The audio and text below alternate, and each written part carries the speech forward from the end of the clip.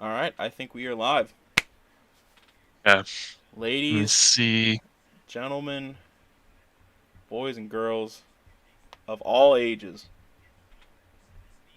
we're back. We're back. And just so that everything looks good, let's take a peek. Yeah, we are pretty much ready to go.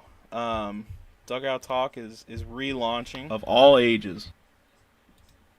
Dugout Talk is relaunching. We're back, better than ever.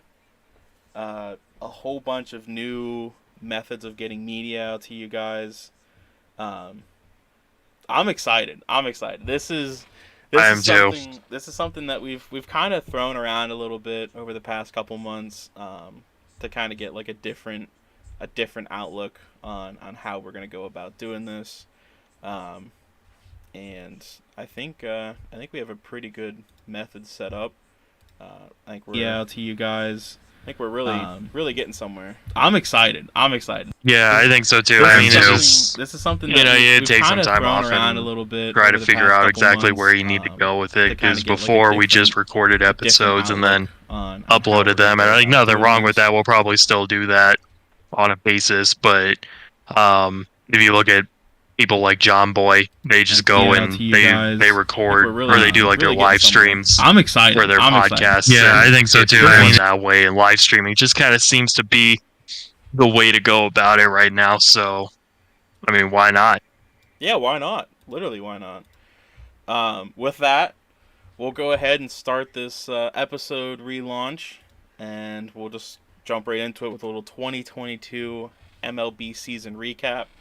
As you as you're all probably aware, most of you that follow baseball, the Houston Astros, whether you like them or don't like them, managed to win their second title. Uh, that's what their second title in 6 years, 5 years, something like that. Yeah, 6 years. 6 years. They've 6 years. been to the World Series what for the last 6 years. They've Hmm. been to the ALCS each of the last 6 years. It's getting a little ridiculous. I got some. As a Steelers fan, I've had to deal with this with the New England Patriots. So like I'm already at a point in time where like I'm done. I'm done. Well, it's more frustrating for you because you're a Yankee fan and you've had Exactly. to. Yeah. You guys haven't even been able to get past them. Yep. What is it? 3 of the last 6. Yep. Yeah. Yeah. I mean, it has not been great. Um, but hats off to them. Sure, all it took was 10 years of tanking, and then 3 years of cheating. But now they get to reap the rewards. It is what it is.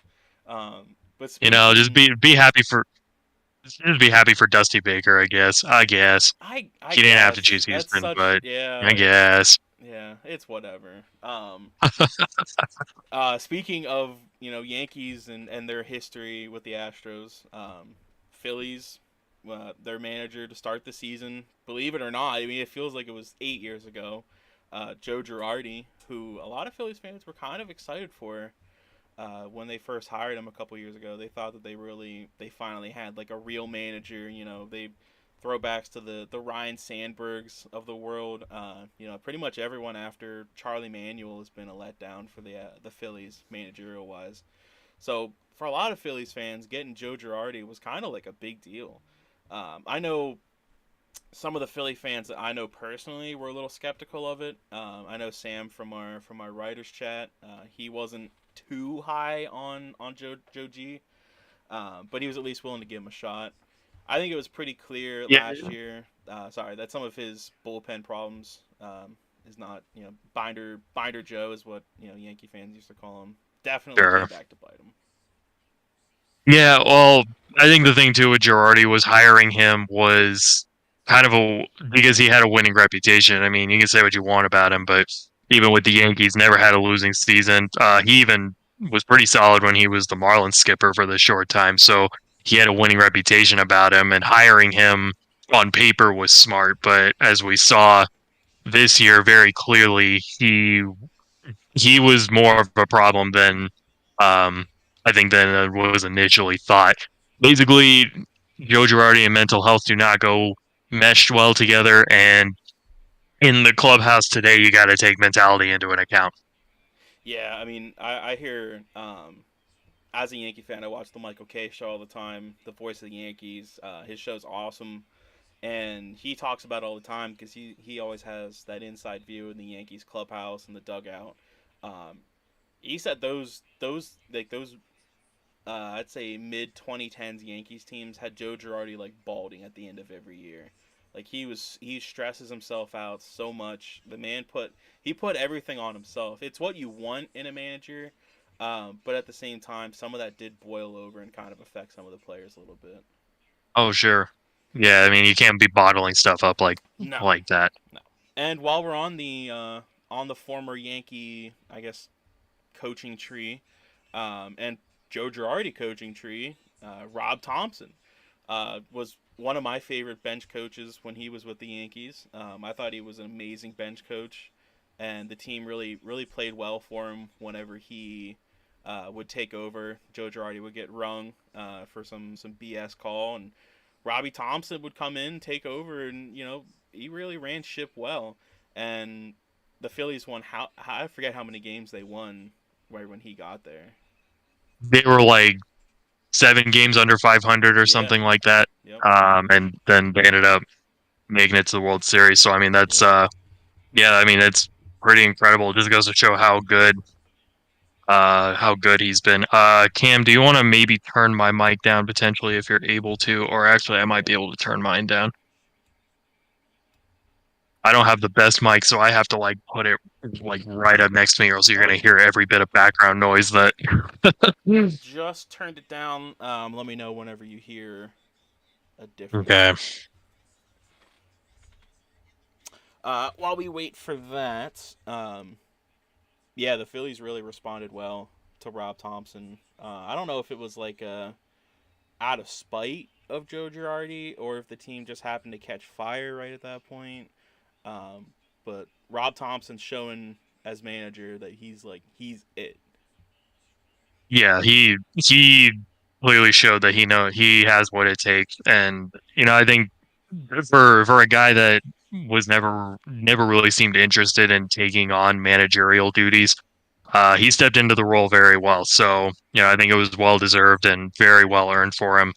Um, I couldn't be happier for him. He's just one of the good guys in the game. He's just respected all around too. Yeah. Never have heard a bad thing about him. No, I haven't either. Jumping into some more NL recap, the Dodgers, Braves, and Mets all won 100 games. Um, they, I mean, they were all very well run teams. I know the Braves started out extremely slow. I think the Dodgers started out kind of slow too. Um, right? Then the Dodgers started out. Like, They lost the opening. They lost the opening weekend series, and after that, they took off. yeah, I mean, they are still the Dodgers. But yeah, the Dodgers did Dodger stuff. It didn't feel like they were. I felt like they were winning in non-Dodger ways this year. Like Cody Bellinger was a non-factor. A lot of their key pieces. It felt like they were getting production from other places. Like Justin Turner wasn't like quite the player that he was in recent years, where he's like an all-star batter, serviceable third baseman. But the Dodgers still managed to find ways to win. They've got, I would say, at the very least, a top three rotation in baseball. Absolutely. I mean, they have one of the best pitching rotations in the whole, if not in just the National League and all of baseball. Oh As yeah, frustrating as that is for me to admit, they have the top rotation in all of baseball in the regular season. In the regular season, of they do. course, When it comes to the playoffs, completely different story, of and that's course. what adds to the frustration. Yeah, and speaking of really good rotations, bounce right over to the Mets. They jumped out to a scorching lead. A lot of talk in the eastern seaboard of the United States was well, here we go. It's the big bad Yankees and I guess now the big bad Mets with Steve Cohen in charge. They spent last offseason, got a whole bunch of pieces. Um, Brought in Max Scherzer, brought in James McCann, re-signed a whole bunch of players, and they really got off to a hot start. They did cool down though towards the end of the year. They definitely slowed down a little bit. Well, even the cooldown wasn't even so much a cooldown as much as Yeah. it was the Braves literally just caught fire on June 1st and never looked back. And like I know this is an argument we've had in our writers chat a lot, Mm-hmm. how you can't really LOL a Mets team that won 101 games still Yeah. when you had a Braves team that literally just caught up to them, and the Mets didn't really run into issues until the final week of the season.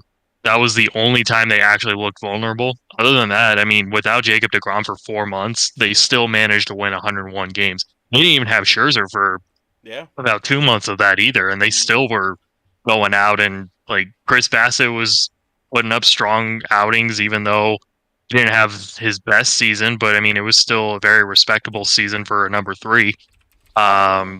They had guys like Dylan Peterson and the whatnot holding the rotation down. Things could have gone very bad for the Mets very early. Um, and even when DeGrom came back, he wasn't very sharp. So Yeah. a lot could have gone wrong for them. And the fact that they still won 101 games, like, yeah, losing the wild card series kind of hurts. Well, not kind of, it does hurt. But other than that, you can't LOL them for what they did in the regular season. You can definitely LOL them for the playoffs Mm. because they just completely fell apart when it mattered most. But 101 wins, that's nothing to up your nose at. That's an incredible feat, no matter how you look at it. Yeah, and a career high for Buck Showalter too. I remember Yeah. I think it was 99 with the Diamondbacks when they went Yep. 162.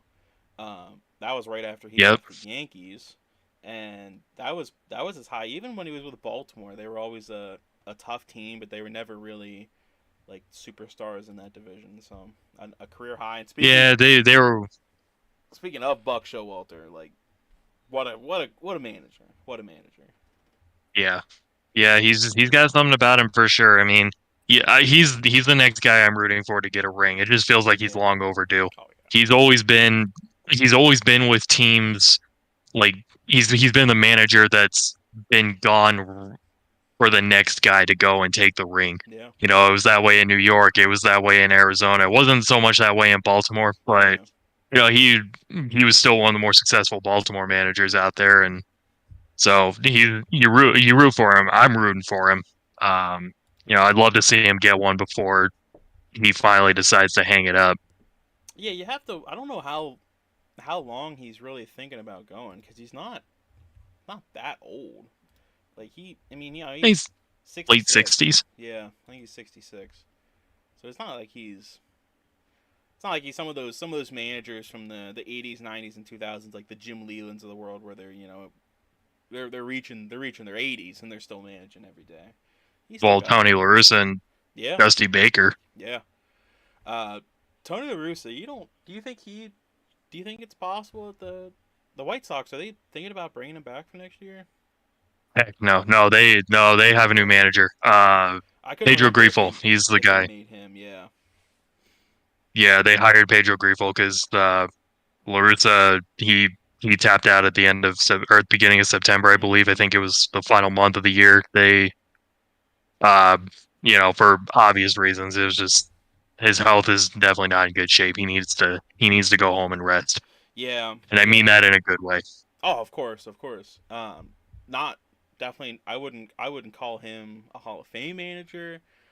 He always benefited from really good teams, but definitely for his sake, I think the game's just different than the way it was when he managed in the Oh 80s yeah, and one hundred 90s. percent, Yeah.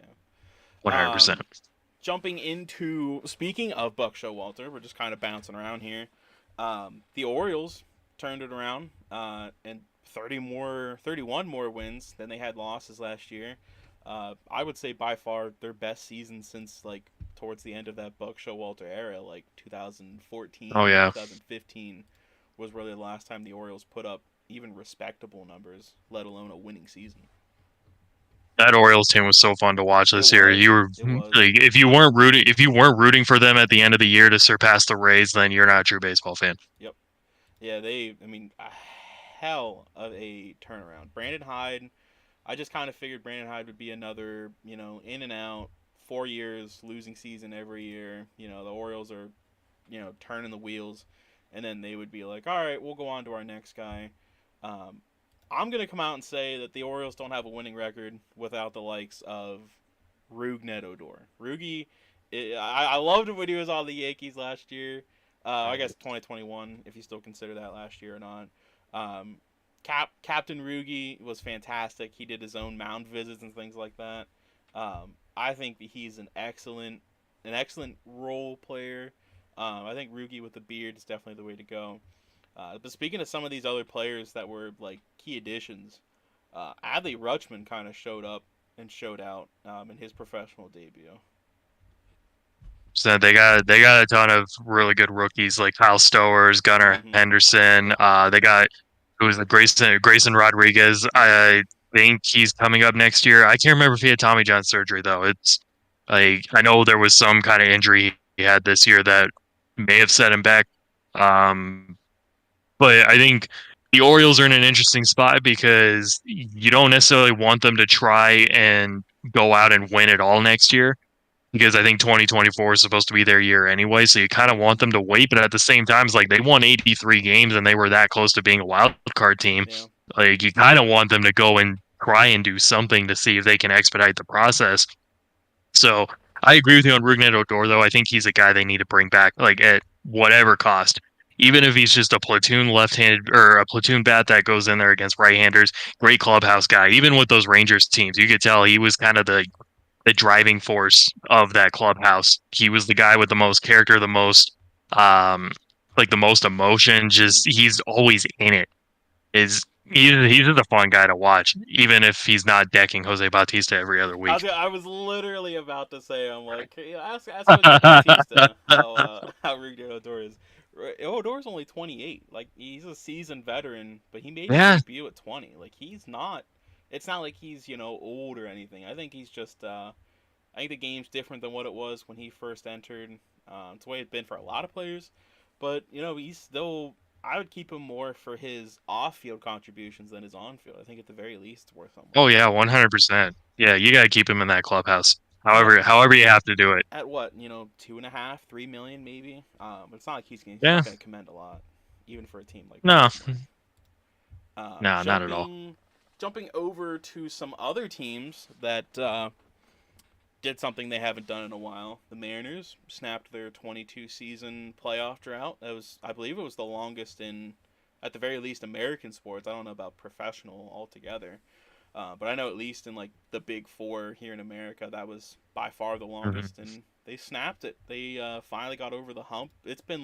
Finally, It's been like 3 years now where they've been really really close to getting over it. But usually they have season falls apart at the very end or something like that. But this year they finally got yeah, over it. the last decade they always it seemed like every other year for the last decade there was the final weekend of the year Yeah. they needed something to go their way and then either they did it to themselves or the other teams that they needed help from just ended up taking care of business somehow. So it was very satisfying to finally see the Mariners get it done. That wild card series they played with the Blue Jays though, that was a Yeah. heck of a series. Yeah. It was kind of fitting that they won that. That collision that the Blue Jays had. Oh, I was at work, and just happened. I work in it's like it's a clothing store, but it's like a sports bar. They have like TVs set up everywhere. That's kind of how the owner wanted it hmm set up. And so we have sports on all the time, and I remember like we had a crowd of like 15, 20 people watching after that play. Like, it was so heartbreaking to see that happen. Even as a Yankee fan watching, the kind of stuck up, kind of cocky, a little selfish Blue Jays kind of get put in their place. You never want to see a player get hurt like that. yeah, no, then especially a guy like George Springer, it just wasn't. Mm-hmm. And it's just very unfortunate. Speaking of unfortunate things happening, four managers got kicked to the curb mid-season. That's got to be some sort of high. I feel like usually they're at the most it's one. Sometimes you get a second Yeah, guy, but we had four this year.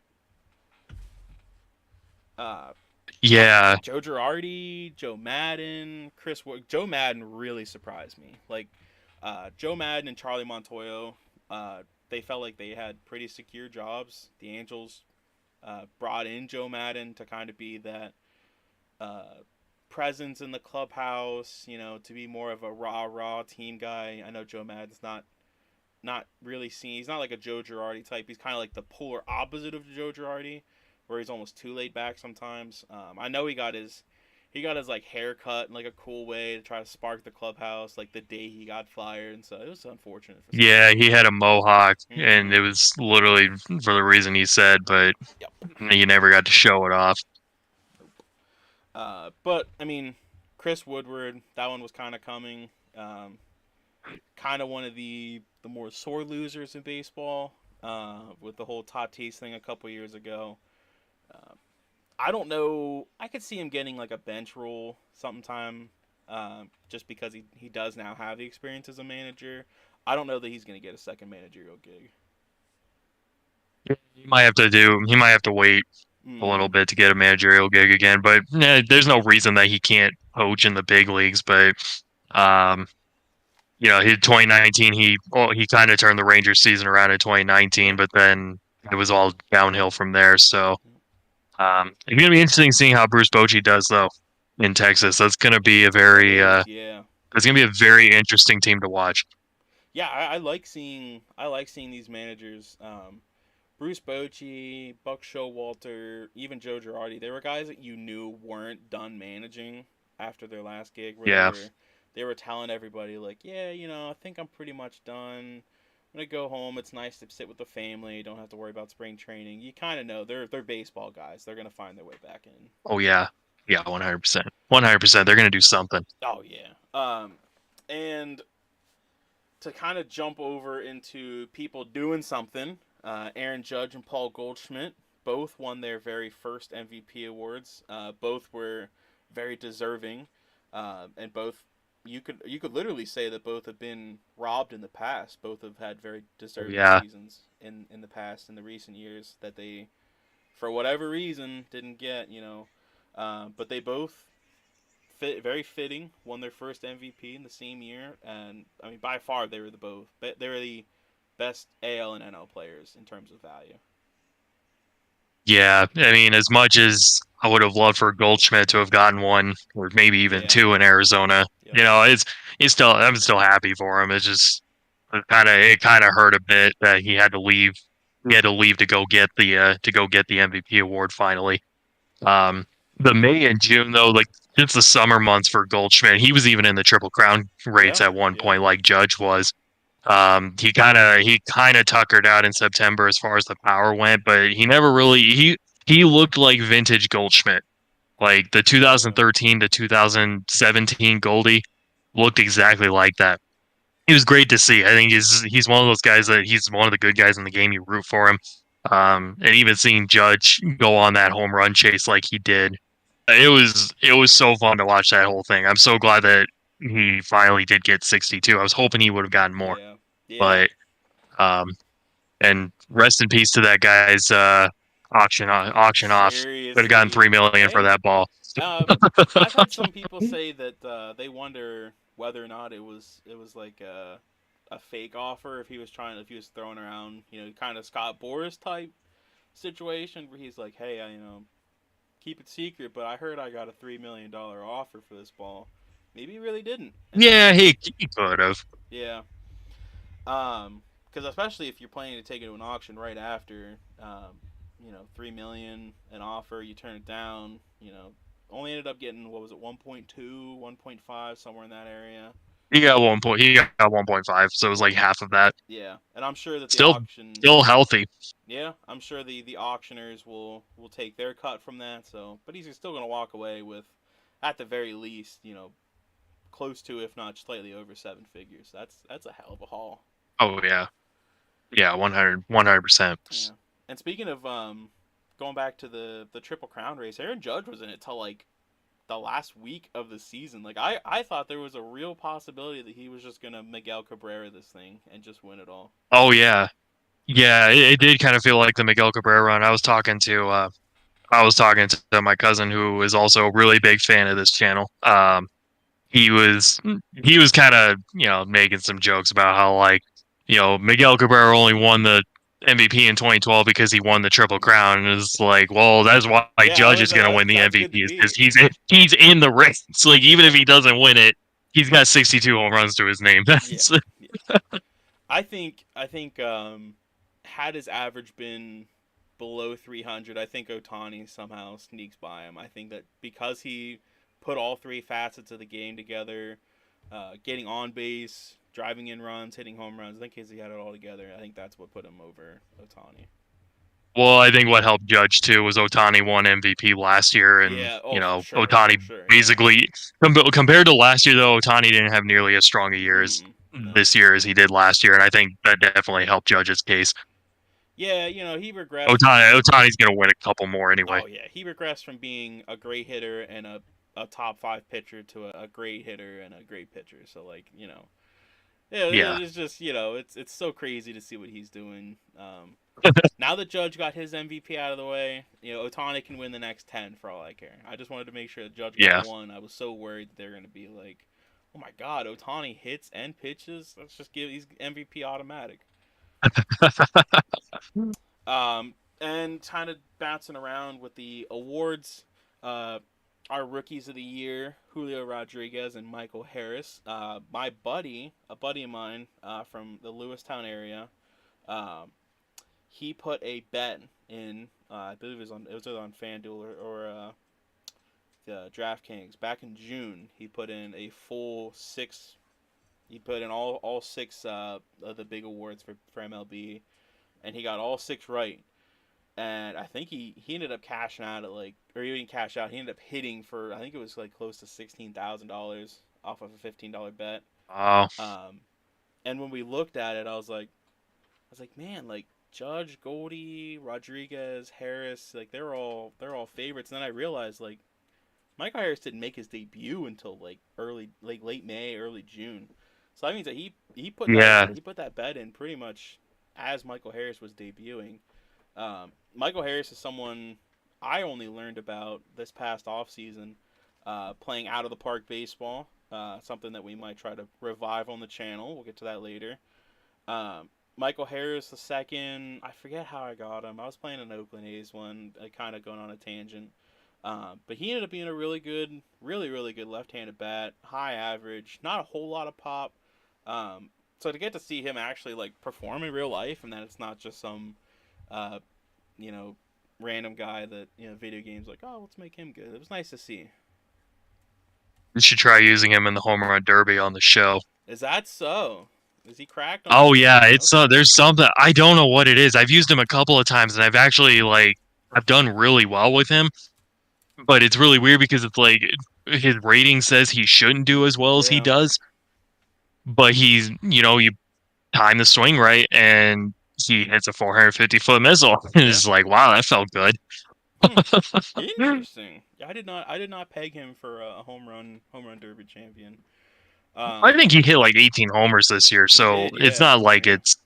it's not like a surprise, but it's Yeah. also it's kind of a surprise. Yeah. For a body build like him, it's definitely a surprise. Yeah. He's not like the next guy we're gonna talk about, Julio Rodriguez, where he's 6'4", 230, perfect frame, built like a mammoth. Julio Rodriguez is just like he gives off like young Alex Rodriguez vibes. Like he gives off just super cool, calm, collected, moments never too big, steps up and just hits mammoth home runs. This guy was wild and electric to watch. Oh yeah, he was.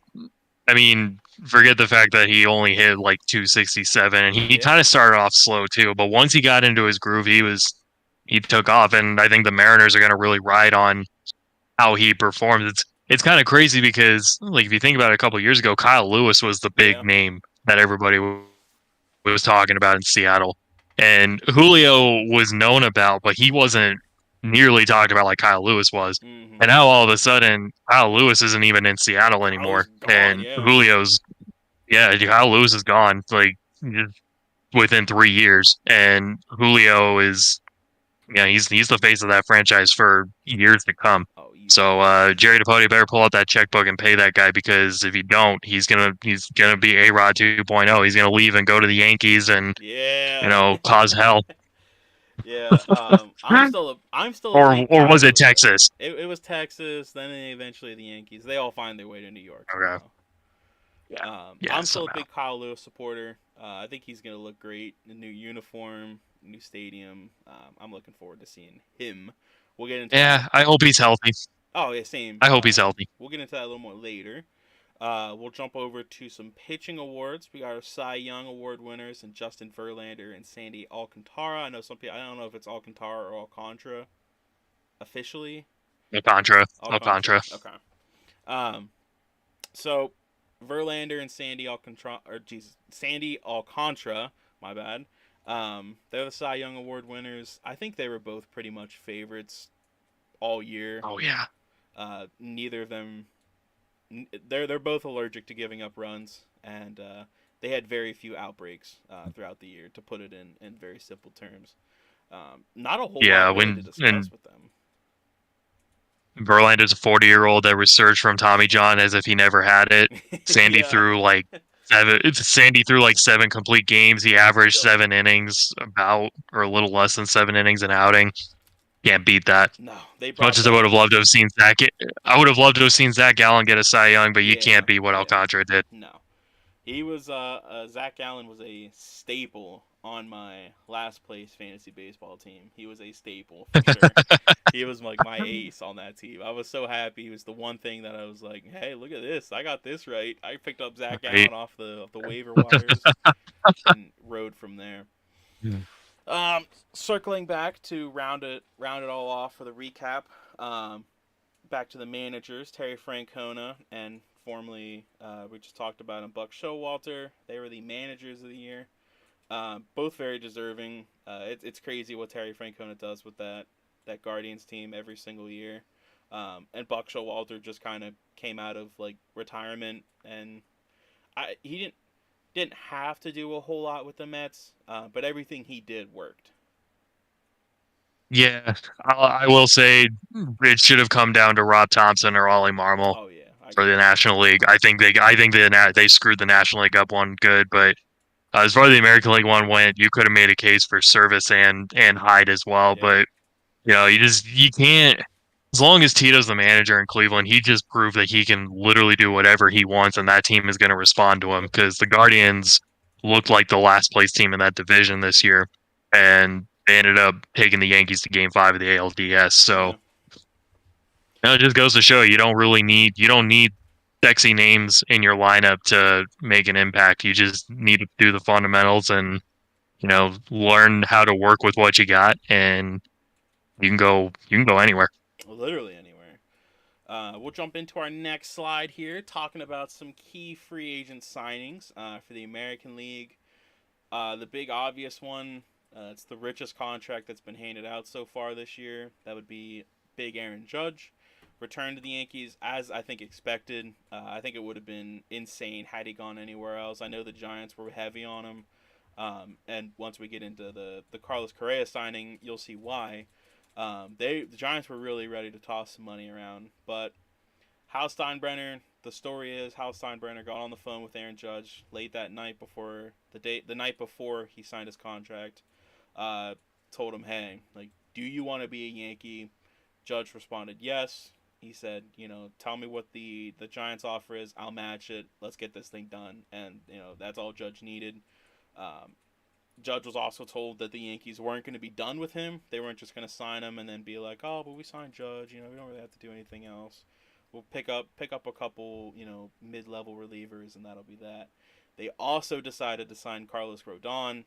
That one kind of surprised me a little bit because the Yankees don't really make splash plays for those like not Garrett Cole type guys. Um, I just figured that Rodon was going to return to the Giants. I really felt like the Giants, as I said, were going to toss a lot of money around. But I guess it was the years that ended up getting it done for Rodon. A lot of teams were in the 4 to 5 range. And between him and Boris, were able to get it up to 6 with the Yankees. And apparently Rodon and Boris both agreed to the contract while Boris was at Fenway Park introducing Masataka Yoshida to the Boston crowd at Fenway. He agreed to it right there. So another little jab at the Red Sox fans. And then to finish it up, Anthony Rizzo back 2 for 40. I felt like that was going to happen as well. Ever since literally since the day that Rizzo showed up in pinstripes, he's been nothing but top class. And just to kind of round out the Yankees stuff, I would give the Judge signing an A+. It had to happen. I think it was for more money than what he should have. I would have been okay as a Yankee fan had he left, because that $40 million is a lot, especially for a guy that's going to be 31. Probably unlikely he doesn't hit 62 home runs again. So I feel like it was a lot of the Yankees saying, we're going to give you this based on what you've done, not what you will do. Yeah. It was a necessity. Rodon I love, and Rizzo I love. Yeah, I mean the Yankees did what they needed to do. I'm not gonna say that this is gonna get them a ring, but I Yeah. think it helps them stay durable because the Blue Jays are coming, the Orioles are coming. Mm-hmm. The Red Sox, I know the Red Sox kind of look like a mess right now, but at any moment they could Yeah. even just come up from the grave and say, "Hey, look, we're still here too." Um, so yeah, this works out. This works out for the Yankees. Again, I don't think this is going to necessarily get them a ring, but Yeah. it at least helps their chances to stay relevant. And who knows, maybe if they catch fire and can stay hot, they'll finally do something like to throw in the Astros for once. That's a big ask. It's a big ask, especially when you throw a Yeah. guy like Jose Abreu on the Astros now. He got 3 years for 58.5 million. That was a big kind of out of the blue signing. A lot of people, there was right before Jose Abreu signed, a lot of people were throwing out Anthony Rizzo as the Astros number one signing target. Um, and it was kind of weird to see that they like went out and got uh, Abreu after talking about wanting to bring Rizzo on board. So yeah, I mean that was. I think it's an excellent addition for them, for the Astros. I think Jose Abreu is not done yet. He entered the league late, so despite the fact that he's approaching his late 30s, I think that he still has plenty to prove, and I think that he still. I think he'll benefit from a short ballpark. Oh yeah, for sure. Uh, Yeah, profit box And oh yeah, friend. Crawford boxes are going to be big, but Jose Abreu is a guy that kind of hits the whole field, so I don't think that the Crawford Yeah, boxes alone they're going to add to his home run totals, but I don't feel like he's going to be dependent on them to say. nah, maybe not. But I mean, Minute Maid is a pretty hitter-friendly It's ballpark to extremely hitter begin with. friendly, yeah, So, yeah, and the best part for Abreu, even though he's getting older, he could just move over to DH if it yeah. gets to a point where he's not producing hitting and fielding. So Mm-hmm. it's not bad. I guess we'll see what happens, but it's just more to reinforce the lineup and maybe get the Astros back on top again next year. Maybe. Yeah, We'll see. yeah. I think they should bring back Towles Hill. That's just my 2 cents. Bring back Towles Hill. Um, Yeah, why not? And Andrew Benintendi, a little bit out there. I didn't think Benintendi would sign for this little. I really felt like Benintendi was going to get 100 million. He ends up settling with the White Sox for 5 years and 75 million, which, believe it or not, is actually the largest contract ever handed out by the Chicago White Sox. It was a shock when I first saw it. Yeah, it was a surprise considering Um, who's played for that team. yeah, yeah, exactly. They bring up a lot of their own guys, and then once they get quote unquote too expensive, they let them walk. But Benintendi's gonna be an Yeah. excellent addition for that team. Well, think of it this way: Benintendi adopted the launch angle Yep. uh, theory and like would start hitting homers. He would have gotten 100 million. He's purely leadoff contact hitter. He's gonna hit like I don't know, maybe 5 homers a year. You I don't think know. he'll hit Maybe in more than Chicago that? he'll benefit. He might benefit a little more in Chicago. He did play in KC for a couple years, so like that definitely did not help his case. But Yeah, yeah, I don't know. Chicago's a little more hitter friendly, so he should be. We'll see. We'll see. he should be all right. Jumping back over to the American League East, We've got Masataka Yoshida, who signed a 5-year, $90 million contract with the Boston Red Sox. He was a guy that Yankee fans were looking at as a potential Benintendi replacement in the first place. Um, I think Masataka's numbers will transfer pretty well from Japan. I'm usually high on a lot of players from Japan. I love the way they play baseball over there. So Yeah, I I tend to do be too. maybe a little more like rah rah for those guys. Like I was high on uh the White Sox pit or the Rangers pitcher. Uh, They Arihara. Yeah, Arihara. yeah. If you actually go back and watch when we did our 2020 off season, entering the 2021 season, I had him listed as a pretty decent pitcher, projected for the White Sox or for the Rangers. So, but that turned out Yeah, to maybe not I be the remember that. case. Um, He's got time. he does, yeah. He's still I young. mean, one of my dreams is to actually go to Japan and watch some like Mm, NPB yep, NBP ball because because you're right, they come over to America and it's just like it's starstruck. You it's like, oh, watch this guy. Like yeah, I remember I saw the Cubs last April, and when Seiya Suzuki was up for batting practice, everyone in the ballpark yep, was watching this guy hit. Um, like that was the same way with Otani too. When I saw him yeah, a few years ago, like everyone just stopped to watch him because he was just destroying baseballs left and right during batting practice. I mean, Otani freaking cracked a cement wall in the back bullpen at Coors Field. So yeah, yeah, that's yeah. It was yeah. Yeah, some of these Japanese players, just the way that, and even the way that the fans are with some of these players in Japan, the fans are ecstatic. They really make that environment electric. Oh, absolutely.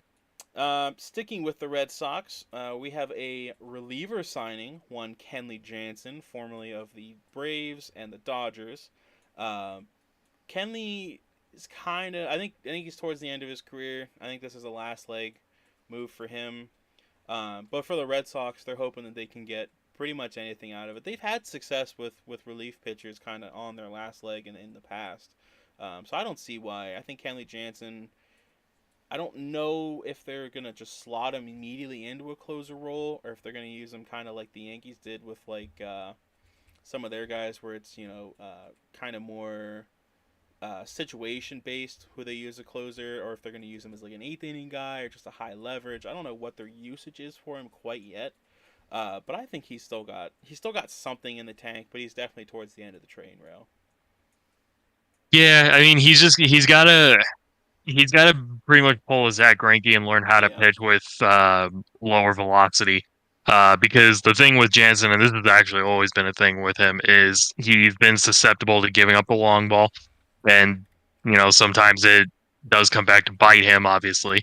Um, and that's going to be the big thing for him here at Fenway. And I think it helps having a green monster out there. It Mm-hmm. won't like Fenway is kind of a quirky ballpark to begin with. It looks like Yeah. it's an easy park to homer in, but the ball can also just it just has this weird habit of looking like it's gonna go and then it doesn't do anything. Yep. It just Yep. kind of sits there in the air and comes down. Um, so I think Fenway's a good park for Jansen to be in, and he might be able to revitalize himself in that way. I don't see why he wouldn't be their closer going into opening day because who do they have right now? Garrett Whitlock, is that the guy I that they yeah have? yeah they're kind of patchwork over there. They don't really have like a. I wouldn't say they have a set closer. Oh wait, no, it's not Whitlock. It's John Schreiber. It's Oh, that John Schreiber Schreiber. guy. Okay. Hmm. He took over closing duties last year at the end. But I would imagine unless if Jansen just completely flops or is injured, I don't see him not getting the closer's role in Boston. Yeah, Schreiber.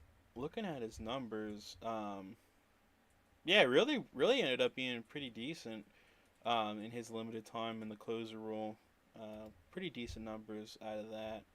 But yeah, I mean, between Schreiber, um, yeah, I don't know what their plans are with Whitlock. I know they used him a little bit as a starter before he got hurt. So I don't know if they're going to try to Yeah, transition him back to that, or if they're just going to stick with him as a relief pitcher moving forward. I think he can do either or. He's a fantastic pitcher, and I'm yeah. upset that the Yankees let him go in the Rule 5 draft to keep Nick Nelson. Nick Nelson. I'll have to say it twice. Um, but I think Whitlock's got a good head on his shoulders, and I think Kenley Jansen can be a good addition for that bullpen. Moving on to Josh Bell.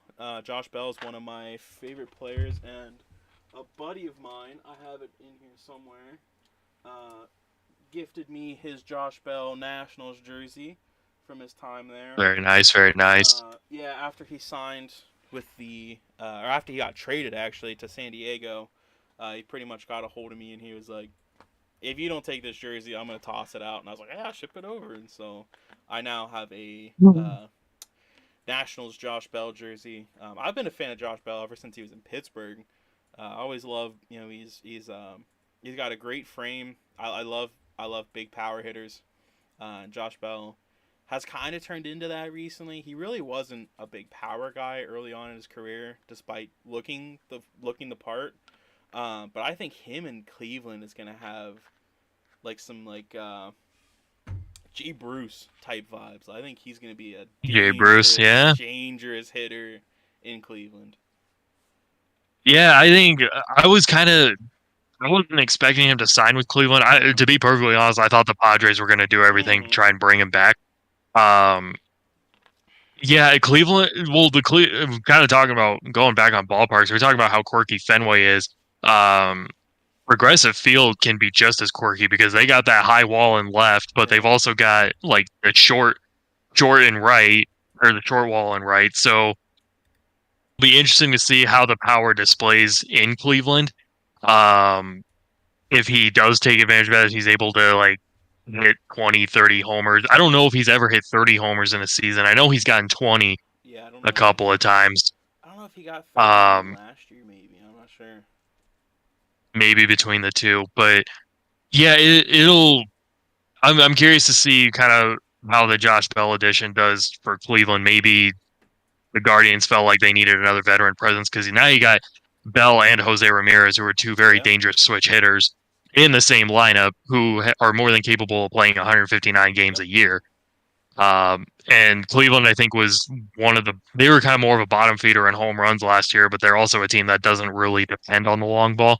So maybe Josh Bell is more of kind of like giving them some middle of the lineup thump, um, like more traditional middle of the lineup thump, I Yeah. guess, than having a guy like, oh, I don't know, Andres Jimenez or that rookie outfielder Will Brennan that debuted with them last year. Like, it kind of seems more like reinforcement, but it does feel like a good signing at the same time, especially because Bell saw what it was like in San Diego, Yep. and he can take that leadership ability now into Cleveland with those young guys and help them keep their heads on straight as well. Yeah, I really look forward to it. Josh Bell is a sneaky signing, and I think a lot of people are going to look back on it. Maybe not quite in the way that like the DJ LeMahieu signing was for the Yankees when he first came over, but I think it's gonna be something pretty similar. It's a guy that is at 30, approaching 30, right in that area, and he's always been a good hitter, not a great hitter. Moves to a good ballpark, a good from a National League park to an American League park. Um, Moves to a good division. I think he's going to be a very sneaky signing. Speaking Yeah, of yeah, I agree. speaking of sneaky signings, Christian Vasquez with the Twins is I think an immediate upgrade over the whole Mitch Garvers of the world after his one season that he had. Definitely an upgrade over the Gary Sanchez's of the world. I think Christian Vasquez could be a good uh, not so much a good hitter addition for them, but the way that he is able to handle bullpens, the way he's able to handle his pitching staff, he was always really good at that in Boston. I think he's going to pretty much just transfer right over to Minnesota here. Can't tell you how much I hurt that the Diamondbacks missed out on him. Yeah. And honestly, this was the exact contract. When I saw this number, this was exactly what I was thinking that Arizona could have done, Hmm. was giving him something like this. And because he does know how to run a pitching staff, and he's a great clubhouse guy too. Like the whole thing in Boston was between Vasquez and Plawecki, they were like the clubhouse leaders. And when the Red Sox traded Vasquez, things kind of went downhill in that clubhouse. Yeah. At least that's what the story is. So having a guy like Vasquez in Minnesota, yeah, I don't know if the offense is going to so much be like they definitely didn't sign him for his offense. His offense is just going to be a plus. But the Twins have a lot of young pitchers coming up, and they need a veteran like Vasquez behind the plate to help guide them and help kind of bring them into their own and know when to pit or when to throw what pitch in what situation and how to like even trust their catcher because if there is if there is a catcher to trust or to build a trust with, it's Vasquez. He's the guy that you want back there to help your younger guys pull through, even if he only hits like 230 with 5 or 10 home runs or whatever. Yeah. Yeah. Um, but that's just not how the catching game works anymore. You don't No, really get a no. catcher for offense. You get them to run a pitching staff. Yep.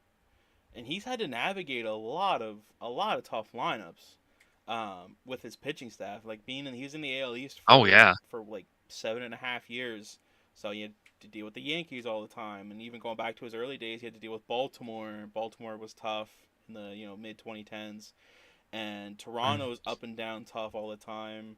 And even when he got traded to Houston, he was kind of a spark plug with the bat. On base percentage was under 300, sure, but he still hit 250, was able to hit a home run, drove in 10 RBIs, and that was only in 35 games.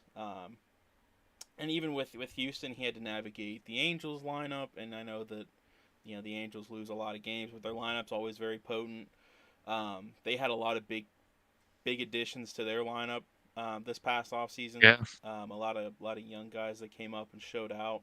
Um, so he's had to deal with, and especially in the postseason, like he's got plenty of postseason experience. So if Minnesota is able to kind of right the ship, I know they kind of fell off a little bit last year, but if they're able to right the ship, get back to the postseason, he could be,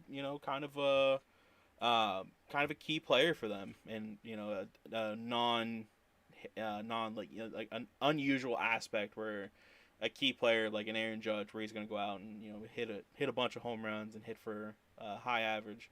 Maybe he brings more of a clubhouse presence. He's able to calm pitchers down, and make them understand the moment's not too big. he's got 2 rings on his belt already Sure too. does. So Sure does. like it's always appealing. Always, yeah.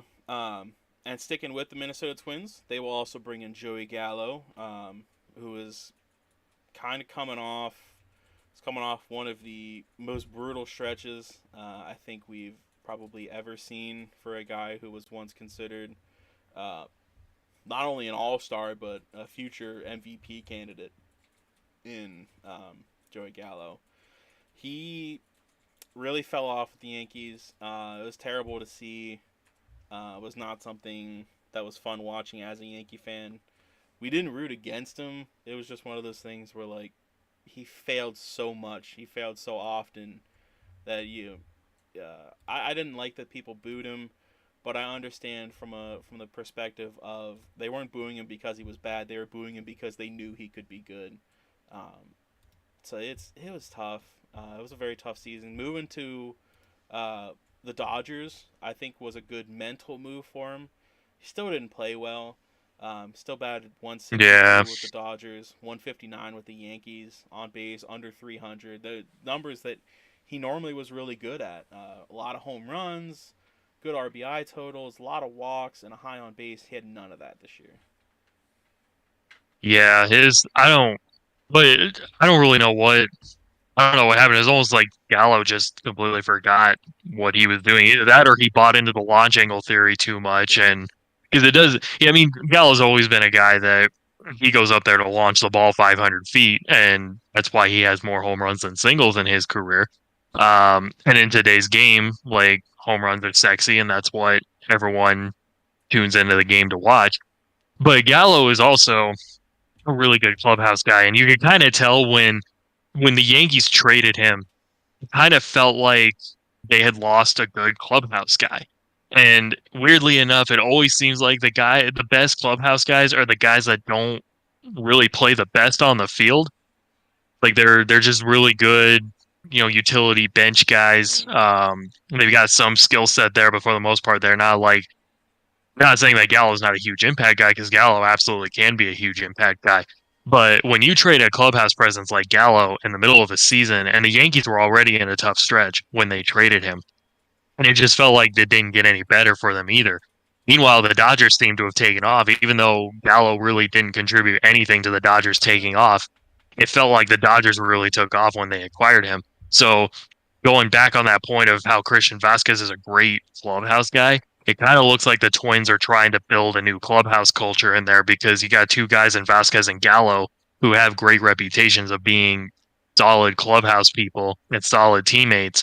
Like even though they're not the best names out there, but they're the guys that can help put like right the ship for a Twins team that hasn't won a playoff game in 20 years.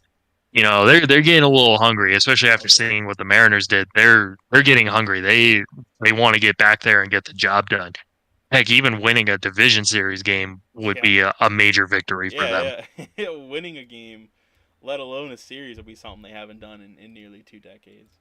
Um, Shoot, if they win a series, they might take down Target Field. The fans may oh yeah. burn Target Field to the ground if they win a series. Yeah, it's already done. They're gonna need fire extinguishers under every seat if they win a series.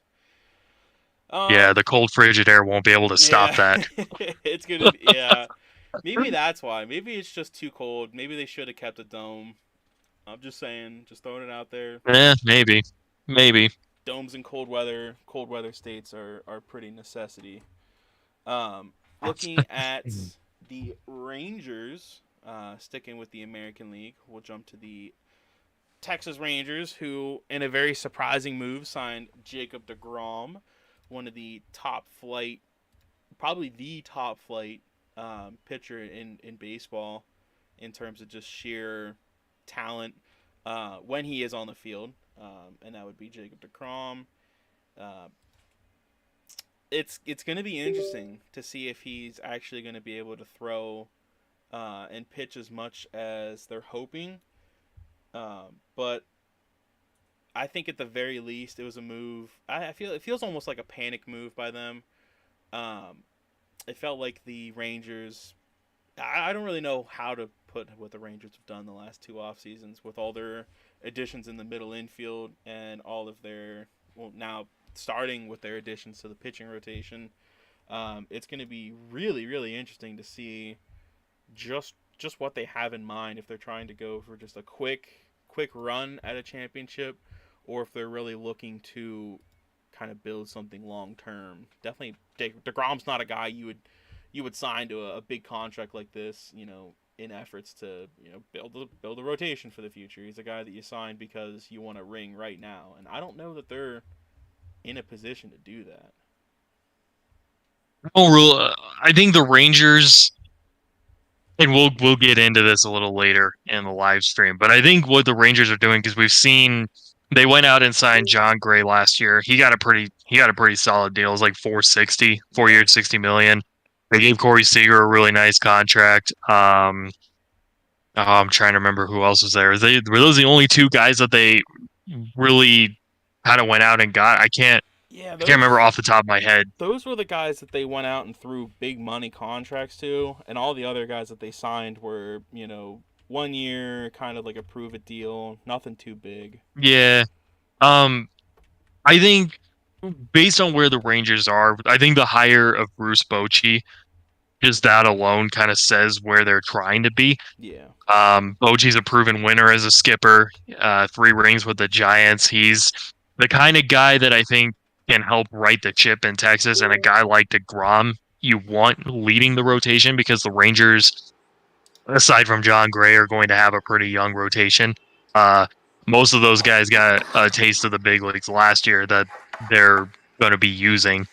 Dane Dunning is the big one that I can think of, and Kohei Arihara is another Mm-hmm. guy that they have kind of stockpiled back in that rotation. So I think it's clear what the Rangers are trying to do. It's just a matter of how it gets executed. Because if you think about it, like with the World Series fatigue being a thing, This is kind of the Rangers' chance to jump on an opportunity and, maybe take over the Astros, maybe even take over the Mariners. Yeah.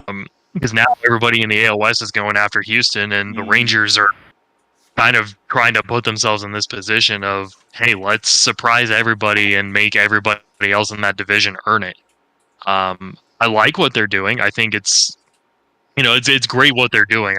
I'm all for it. It's just the contracts are going to look really bad if they don't work out. Yeah. And with DeGrom, like what DeGrom's 35 already now. I think so. He, Yeah. he was a bit of a late bloomer when he debuted. And with the injury history he's had the last couple of years, you do worry that he may not be the same ace like he was with the Mets. Or even worry that you may not get as much production, or you may not get as much out of him as you're paying the 5 years and 185 million for. Because you're hoping that he's going to make at least 25 starts a year and throw Yeah. at least 170 innings, which it's not easy to do. And for a guy like DeGrom, who's just dominated the league so much over the years with his injury history, especially the last couple of seasons, it's a little questionable. Like, is this going to work out? Is it not? So we'll see. But I think that's kind of where the Rangers are trying to get, as sure, they may be trying to get a ring now, but why not? Because this is probably the time to do it, if there is a time to do it. And they have I don't know if I don't know if I'd say they have a deep farm system, but they at least have a farm system that's coming up. So on top of adding some veterans, they're in a pretty decent position where it's like there's no reason they can't compete. If that makes sense. Yeah. There's no reason why they shouldn't at least attempt to compete. They should at least be a 500 team. They're throwing around some good stuff. And Brandon Lau was, I would say, one of the biggest surprise players of the season this year. Brandon Lau was really really good for the Rangers. I don't know. Circling back to what I was talking about on the Michael K show, Don the Greco, who's one of the co-stars on that show, is a giant Met fan. Has been a Met fan his whole life. He was talking about the Jacob Degrom departure from the Mets, and he threw an over/under out there that really shocked me. He said if Jacob Degrom makes 60 starts in that 5-year contract, that he would be surprised. Yeah. I So mean, it's not. It's just I just worry about the injury history, yeah, really, yeah, and especially with as old as he is. You don't worry about that with a guy like Scherzer or Verlander because no. they don't. I mean, Scherzer was injured last year, but Mm-hmm. before that, they didn't really have injury history. But DeGrom has kind of been a ticking time bomb, so you do kind of worry about like, well, this contract looks pretty bad unless if he actually is able to get. I would say if DeGrom got like 2 healthy years out of this contract, Yeah, it wouldn't look as bad, but it would still be kind of like, what were they doing here? Especially if they don't get a ring out of it. It doesn't look that great. yeah, 100%. But I mean, it was a contract that for a team like the Rangers, they really desperate to compete, and it's something you got to do. Uh, Yeah, looking exactly. looking back at the American League East, we'll round out our American League key signings with Chris Bassett, who um, is going to be joining the Blue Jays up north in Toronto. That was a 3-year, $63 million contract for him. He was another guy that really was just fantastic the last like 2 or 3 years. He's been really, really good. Um, wasn't wasn't as well known when he was with Oakland, just simply because of being in Oakland. But with the Mets, he was a really good number 3 guy, and there were times that he had to step up and be the number 1 last year, with Yeah. both Degrom and Scherzer being out at the same time. So he's had the experience. He now joins a much more, I'll say, durable rotation in Toronto. That most of their starting pitchers were able to pitch most of the year. He gets to handle duties with a guy who's at least he can consider a peer more than an elder. And Alek Manoah, I think Alek Manoah and him Yeah. are going to vibe really well. They both have good, high energy kind of fu mentalities. So I think that those two are going to be best buds moving forward. This is an appropriate contract for Bassett. I think this is about what I expected he would get. And I think, um, not that Toronto necessarily like needed him, Mm-hmm. but now that he's in that rotation, he like you said, he solidifies a durable rotation, and he's kind of like that missing piece that could help them get past the wild card round next year, maybe even get a division title on their hands. Because I mean, the Blue Jays have a good team. It's just a matter of all the pieces clicking and connecting now. Um, and granted, like the Jose Barrios contract isn't looking the greatest for the Jays. So signing Bassett to something like this, even if he digresses a little bit, it doesn't look that bad on paper. Like 363, you can put up with that if things don't go very well, so say. But yeah, it's a good contract for him. And like you were saying, and like I echoed, it's durable. It's a durable rotation. He's just there to kind of solidify it, add some veteran experience, Yep. add some skill set. He's a solid 3, can be a 2 Yeah, if really he good. needs to step up as a 1. Like you can kind of put him anywhere in the rotation, and give you a he's gonna give you a good 6 to 7 innings. Yep. Yeah, fantastic. Kind of under the radar signing for them in general. Jumping over to the National League signings, we're looking at not quite, not quite. I'd say it's more a lot of teams bringing guys back that they needed to, but we're also looking at quite a few big names that jumped around the National League. Um, we'll jump right in with Dansby Swanson, who signed with the Cubs for 7 years and $177 million. There were rumors that the offer that him and the Braves were at was somewhere like 6 and 100. So he ended up almost doubling his total net worth for the life of the contract, and he added an extra year onto it with the Cubs. Not, I don't know that the Cubs are really in a position to be competing, being that they also threw 4 years and 68 million at Jamison Tyone. Um, it felt like they were really, it felt like they were still a couple years away with their young talent, and that was, that's disregarding the fact that you know, it's not like they went out. They didn't get a Bogarts. They didn't get a Turner. And they also didn't get a. They didn't get a Verlander. They didn't get a Degrom. They got a Dansby Swanson and a Jamison Tyone. So it's not like they really went out and just spent big money like the Rangers did the last two off seasons. They got more. I felt like they overpaid for both guys. But I don't know. I don't know that I see it. A 74-win team for them this past season. They're losing Wilson Contreras via trade or via free agent signing. They lost him.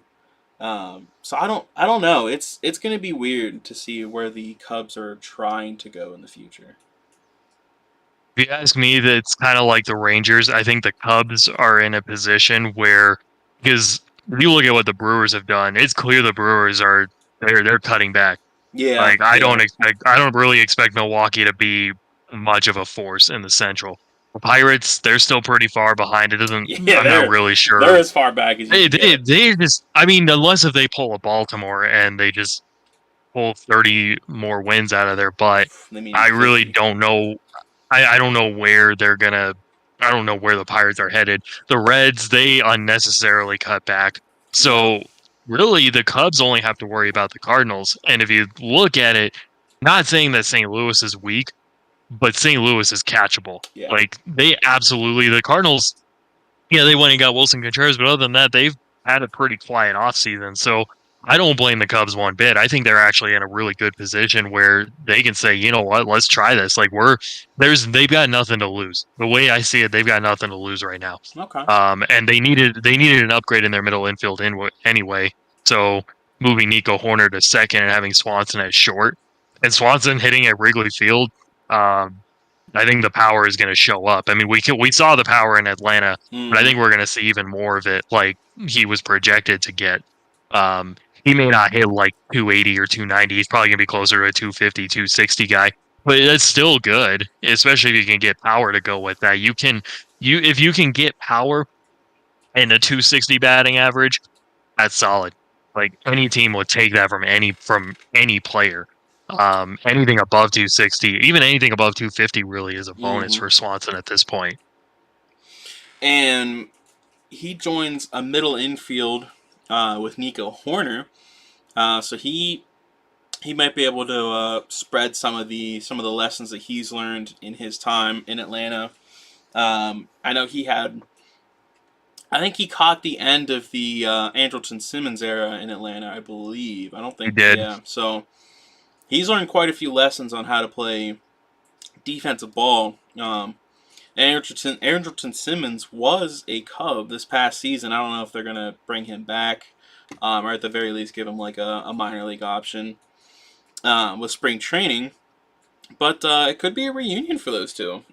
In general, I think him and Horner could form a good middle infield. They're both guys that aren't huge power bats, aren't going to hit for high average, but they're both going to be solid, generally solid, serviceable middle infielders. And maybe that's what the Cubs are looking for. Less flash, less flair, but more, kind of solid, serviceable guys. And then pick and choose where they put the flashy players. You can't go wrong with a hair flow like that either.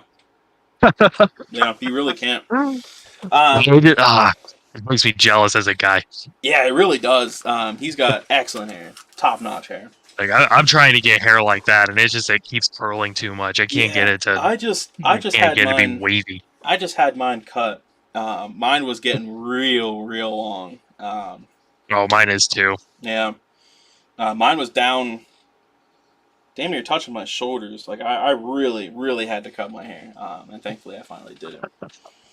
Looking at the Mets, Mets made a couple big moves, bringing back two guys and bringing on two guys. Um, Looking at the re-signings, Brandon Nimmo. I feel like Brandon Nimmo is a massive overpay at 8 years and 162 million. I personally am not too high on him in general. I don't really know like what he did per se to garner that outside of being he's a really good defender, top notch. Um, but as far as a hitter goes, he's never really put together a fantastic hitting season. Hits for decent average, not a lot of pop, but he's been hurt a lot. So I guess it's one of those things where like when he is on the field, he is pretty good. Edwin Diaz, understandably, got a massive 5-year, $102 million contract. That's big time for the closer market. Yeah. I think when we see big name closers hit the market moving forward, they're going to look for Edwin Diaz his contract, and they're going to look to beat it. So I think we're going to see kind of a bullpen renaissance in terms of free agent contracts. Usually it's one guy that kind of blows everyone else out of the water in that market. And then a whole bunch of other guys get, comparable. Justin Verlander and Kodai Senga. In terms of, overall contract worth, $86 million for Verlander, $75 for Senga. Pretty comparable. But then you look at the years. Verlander's going to be making that over 2 years compared to Kodai Senga's 5. Verlander, $43 million a year. That's a lot of money for a 40-year-old, 41-year-old he'll be next year. But I mean, hey, if he puts up half the season he did last year, not only would that be incredible for a senior citizen in terms of Major League Baseball service time, but it'd be incredible for a guy on his second year post Tommy John. Right. I mean, the only thing, and this was my whole thing with the Rangers. Like, I don't mind that the Mets are spending money like this. Like, I think there is some good for it in the game. You just really hope this doesn't backfire on them. Because kind of like what you were saying about Nimmo. Nimmo has an injury history. 8-1-62. Like that's pretty team friendly for what it's worth. Like 8 years, 162 million. That's trying to do some off. This was my That's whole thing with the Rangers. Like 20, a little over 20 million a pitchers were year. able to pitch most of the year. So it's not bad when you look at it. Like like when you don't look into the inside numbers, 8-1-62 seems like a lot, but he's only getting about 20 million a year. It's not terrible, but you just gotta hope that he doesn't spend half of that on the bench because he's nursing an injury. I don't know what it is about center fielders. For whatever reason, center fielders are just they're always on the shelf, it feels like. And the same thing goes with Edwin Diaz, like 5-1-02. That's quite a bit, but again, that's about what Nimmo's getting. it's about 20 million over a 5-year span. Yeah. Um, and you hope that with Diaz, I mean, he had a fantastic year last year. It was nice to see him bounce back. You just hope Yeah. that he can maintain that, and stay healthy for that matter. And but again, it's not a bad thing. Like I don't blame the Mets at all. I think they're in a position where they're going to compete for a few more years at least, as long as everything, assuming everything goes well from here on.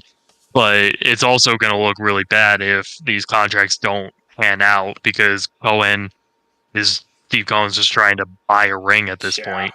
Um, and it's not so much a bad thing, but it can backfire very quickly, and it kind of did last year. I mean, when you look at it, they won 101 games and lost in the wild card round. Sure, this is motivation to say like, let's get past that wild card round this time around. I have no doubt in my mind going in, they might be the team to beat in the East at this point because the Braves haven't really done a whole lot. The Hmm. Braves are solid all around. They don't really need to do a whole lot, I don't think. But right now, the Mets are clearly showing like, look, we're adding reinforcements, especially now that they lost to Grom. They're adding pieces to help them get to that next step. So you hope it works out. But these are also some pretty sizable contracts for Yeah. sure Yeah. to be you're toying with. And we'll talk about the Mets overall, um, their overall kind of payroll as a whole, a little bit later on, which is incredibly sizable when you Oh, look at it. it's almost Looking at criminal how sizable. almost, yeah, almost criminal, yeah. Um, we'll take a look at another National League East team that threw a whole bunch of money at players. Uh, the Philadelphia Phillies, who acquired both Trey Turner and Taiwan Walker this offseason so far.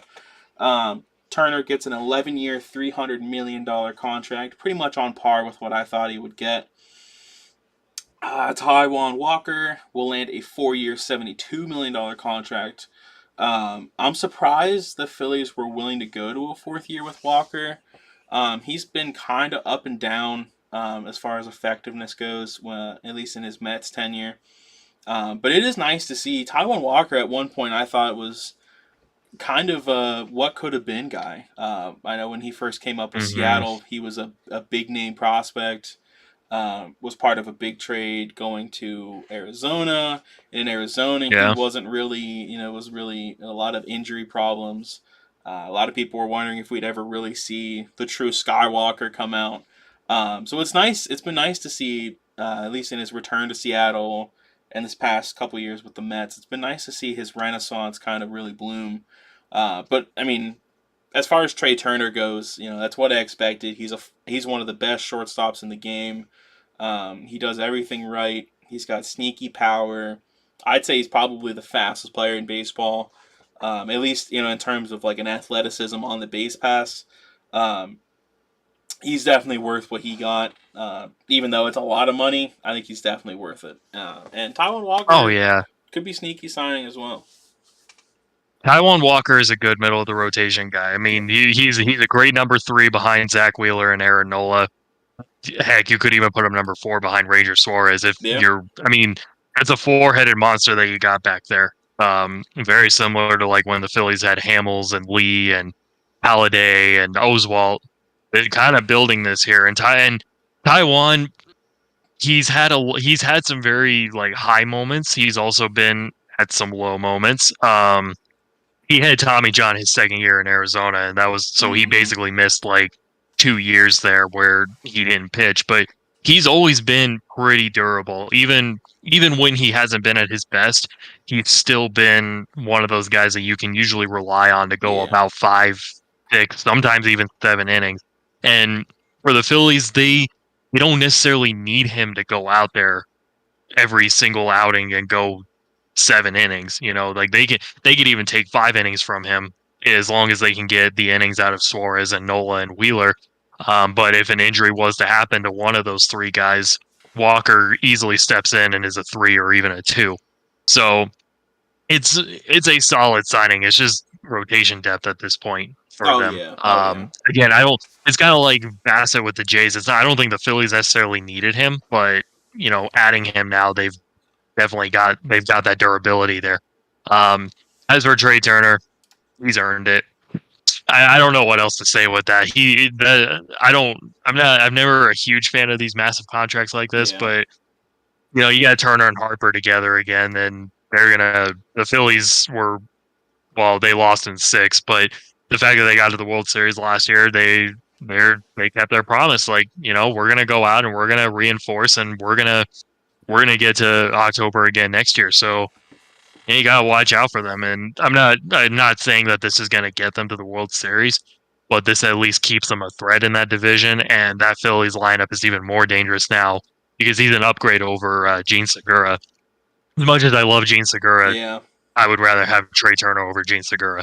100%. 100%. Sticking with the middle infield guys, Xander Bogaerts lands a 11-year, $280 contract from the San Diego Padres, and Carlos Correa lands a 13-year, $350 million contract from the San Francisco Giants. As I talked about when we were looking at our AL guys, the Giants were seemingly desperate to just throw $300 million at somebody, and Carlos Correa is going to fill the role that I think the Giants have been looking for a while. Ever since Buster Posey kind of lost his prime, they've been looking for a guy that they can pencil in as their face of the franchise. Brandon Bell, Brandon Crawford, they're franchise guys, but they're not. They haven't been the face of the franchise. Um, I think Carlos Correa can fill that role. He's a big name. Pretty much everybody in the baseball community knows him. So I think that Correa is going to fill that role of just a top-notch, solid middle infield guy. Defensively, he's one of the best in baseball. As long as he can stay relatively healthy, I think he'll be. It, I struggle. I struggle with these big contracts. I hate seeing them being just tossed around all willy nilly. I don't know that 350 is quite worth it, but he's an excellent player. And going off Xander Bogaerts as well, he's definitely been more durable than what Correa has been in his career. A couple years older, but I think Xander Bogaerts. Um, I think he's going to be a very nice addition. I think him and Tatis, if they do try to keep Tatis in the middle infield, I think him and Tatis are going to gel a lot better than Manny Machado and Tatis have gelled. I know Machado has pretty much made it known that he's going to be opting out regardless of his contract next year. So I see him hitting the market and I see him leaving. So I think that Xander Bogaerts and Fernando Tatis are going to have a good relationship. I think that the Padres look at that as top notch crucial. Uh, I think Machado is just trying to maybe get the Padres to see if they'll give him a little more You money. think? I think that's just. I think so. I don't see Manny leaving San Diego. Like, he's too loved there. Like I know he and Tatis may have their differences, but it sounds like they want to move Tatis to the outfield and I've heard that, yeah. Bogarts. So I mean, and Tatis has played some outfield. It might preserve his shoulder, maybe. I don't know. Tatis has to grow up though a little bit and Mm-hmm. not get into these stupid habits of like just doing things he shouldn't be doing off the Yep. field. But um, Bogart signing to me, I think Preller was just desperate to get a big name on there because it seemed like he lost out on everybody. And the league didn't approve the Padres signing Judge, probably for good reason. Because the offer that was on the table looked like it was going to break the bank literally. Don't need a team going bankrupt over signing one guy. As for Correa, I'm going to be honest. I didn't like this signing. Okay. I feel like this is going to bite the Giants really hard. And AT&T is not, or it's not AT&T anymore. It's Oracle Park. Yeah, Oracle It Park. is not. It's not a hitter friendly park. Correa is a guy that has a history of getting injured. Oracle kind of, in a weird way, Oracle just reminds me of a not as massive target field, but Mm-hmm. the ball doesn't really fly at Oracle still. And I feel like Correa is just going to find. I don't know. It was just when I saw the signing, I was like, I mean, okay, but I don't really think it's gonna.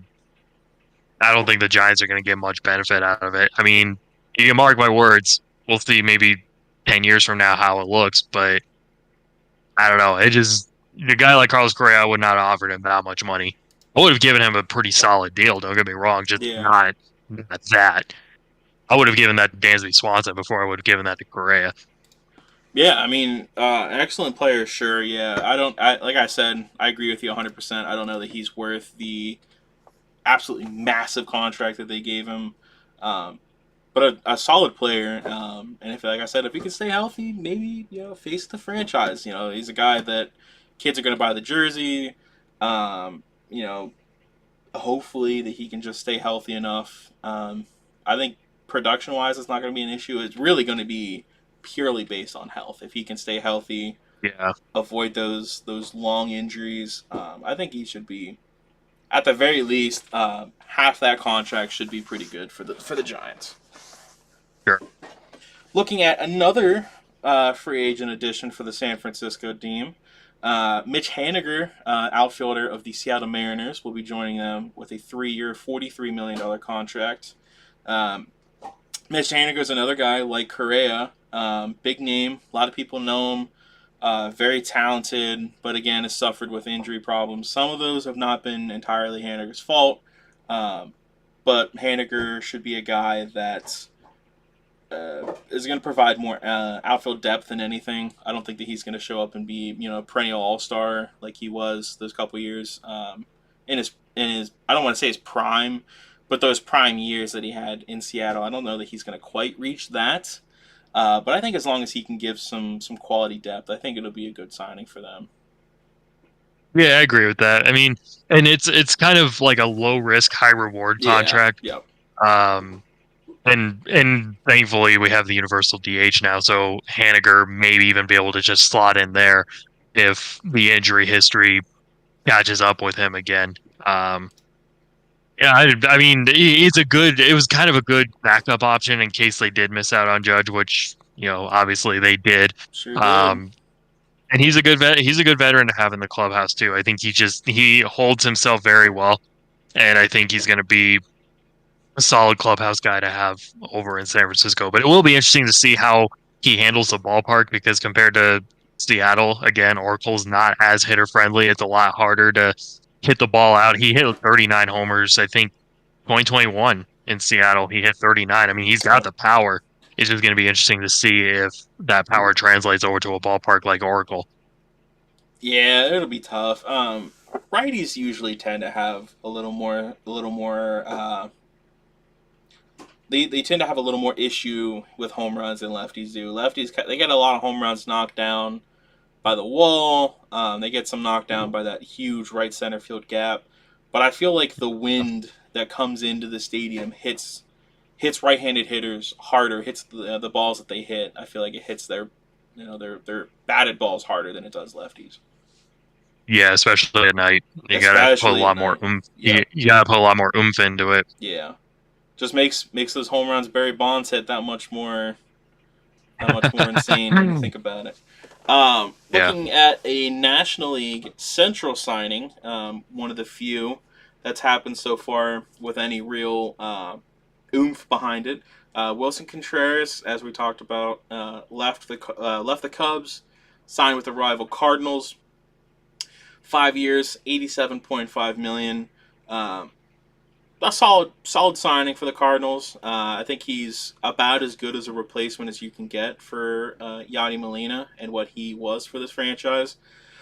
Um, as far as on-field talent, Wilson Contreras has been, I'll say, good, not great, but he's absolutely serviceable. Him and his brother William get to stay in the same division still. With William getting traded to Milwaukee. So I think it's a solid signing, and for a catcher who was probably considered the best free agent catcher on the market, I'd say it was a really team friendly deal for the Cardinals. Yeah, I agree with it. I don't mind this at all. I think um I don't really know who would have taken over the reins of catching for Molina. I Yeah, guess maybe Ivan Herrera is the only guy I can really think of who might have, but it didn't seem like the Cardinals really had a solid starting catcher option. yeah, Granted, Yadi didn't really get the starting role as catcher until I don't know, like 3 or 4 years into his career. mm-hmm.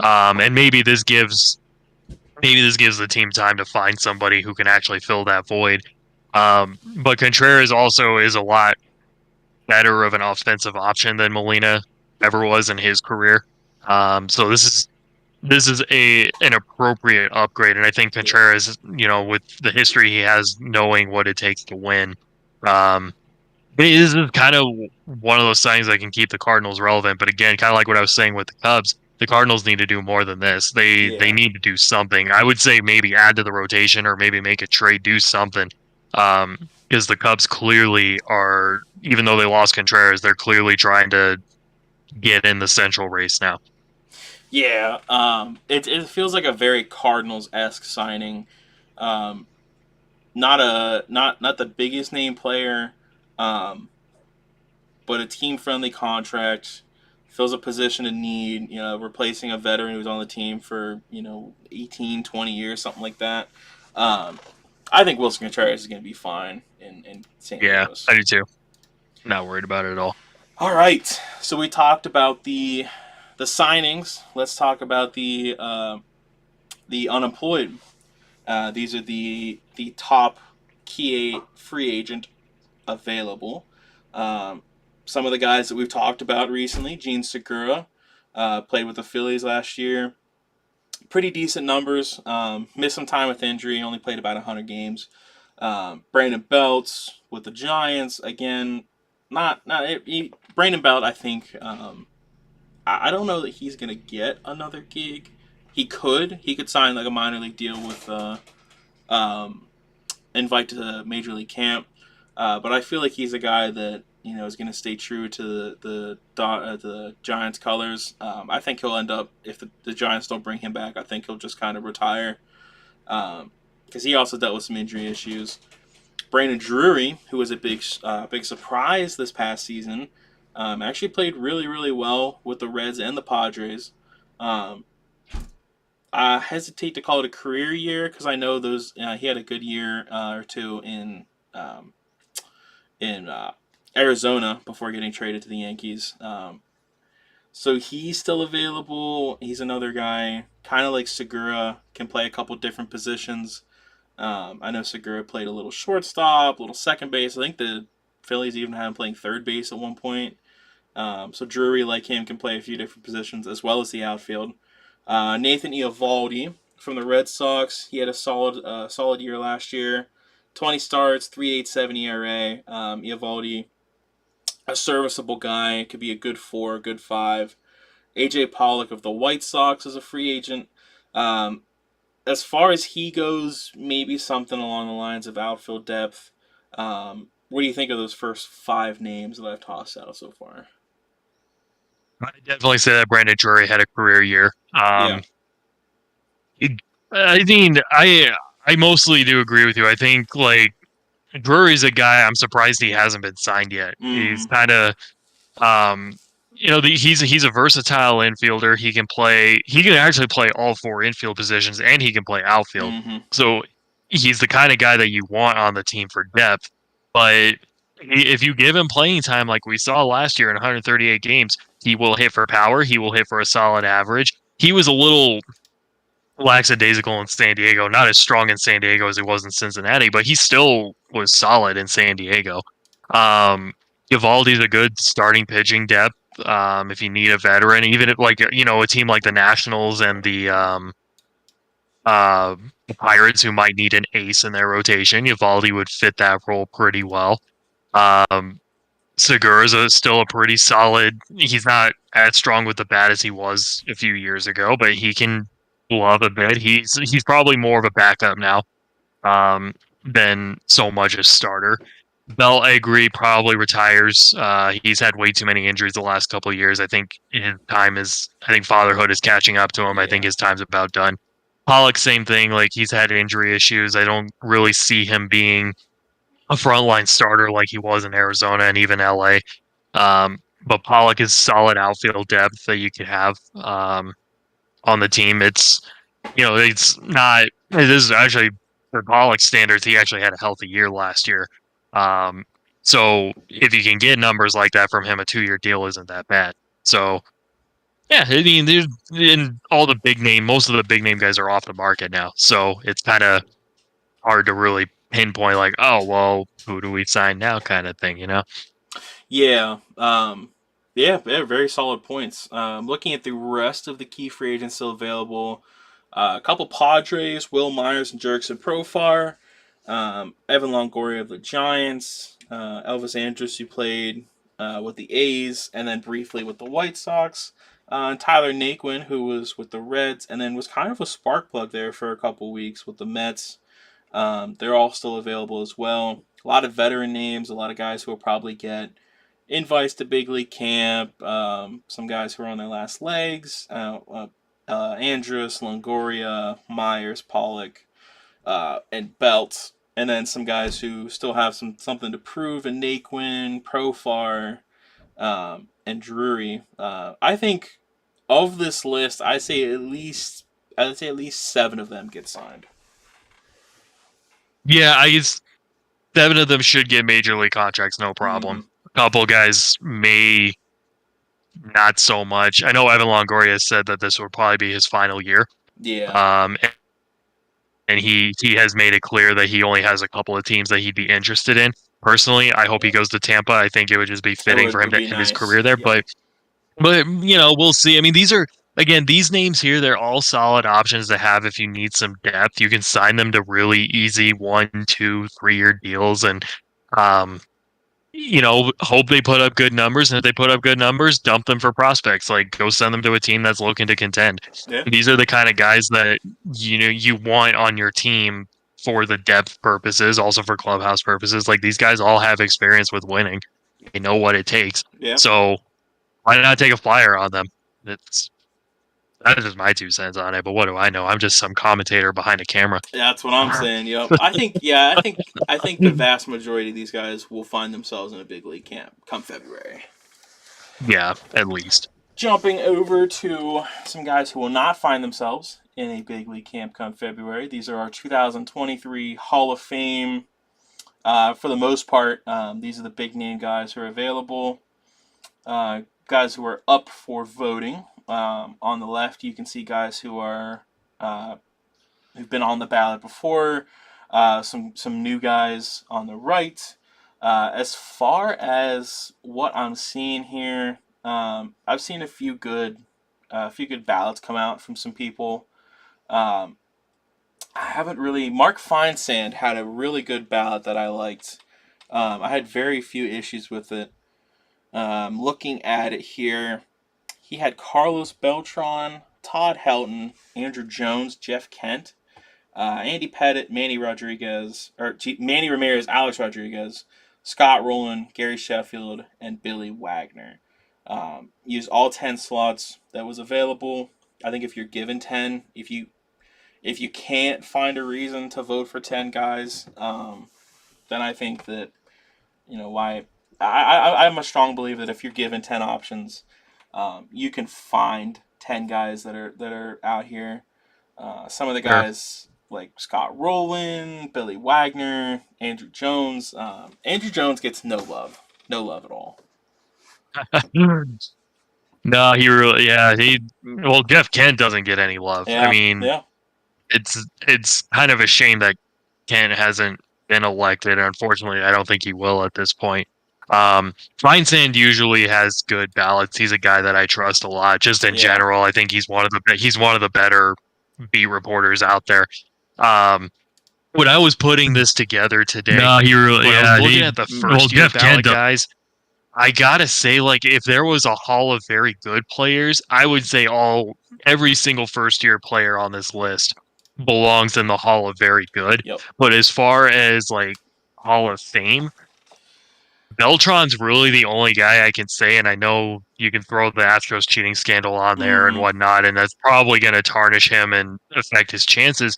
But he's one of the best switch hitters out there, Yep. regardless. I mean, you just look at those numbers. 279 batting average, 350 on base, 837 OPS. Um, he was 275 hits away from 3,000, Yep. 435 homers. I mean, the guy could hit. He Same. was a beauty to watch hit. He's really the only guy I would comfortably put into the Hall of Fame. as far as first year players go.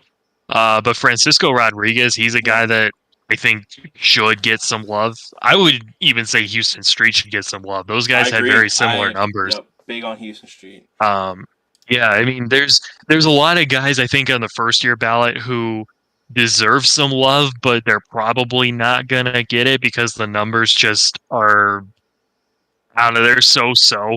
Like it was kind of like I was saying, I wasn't really that inspired to put any of these guys aside from Beltran and Francisco Rodriguez on my ballot if I was able to put a ballot down.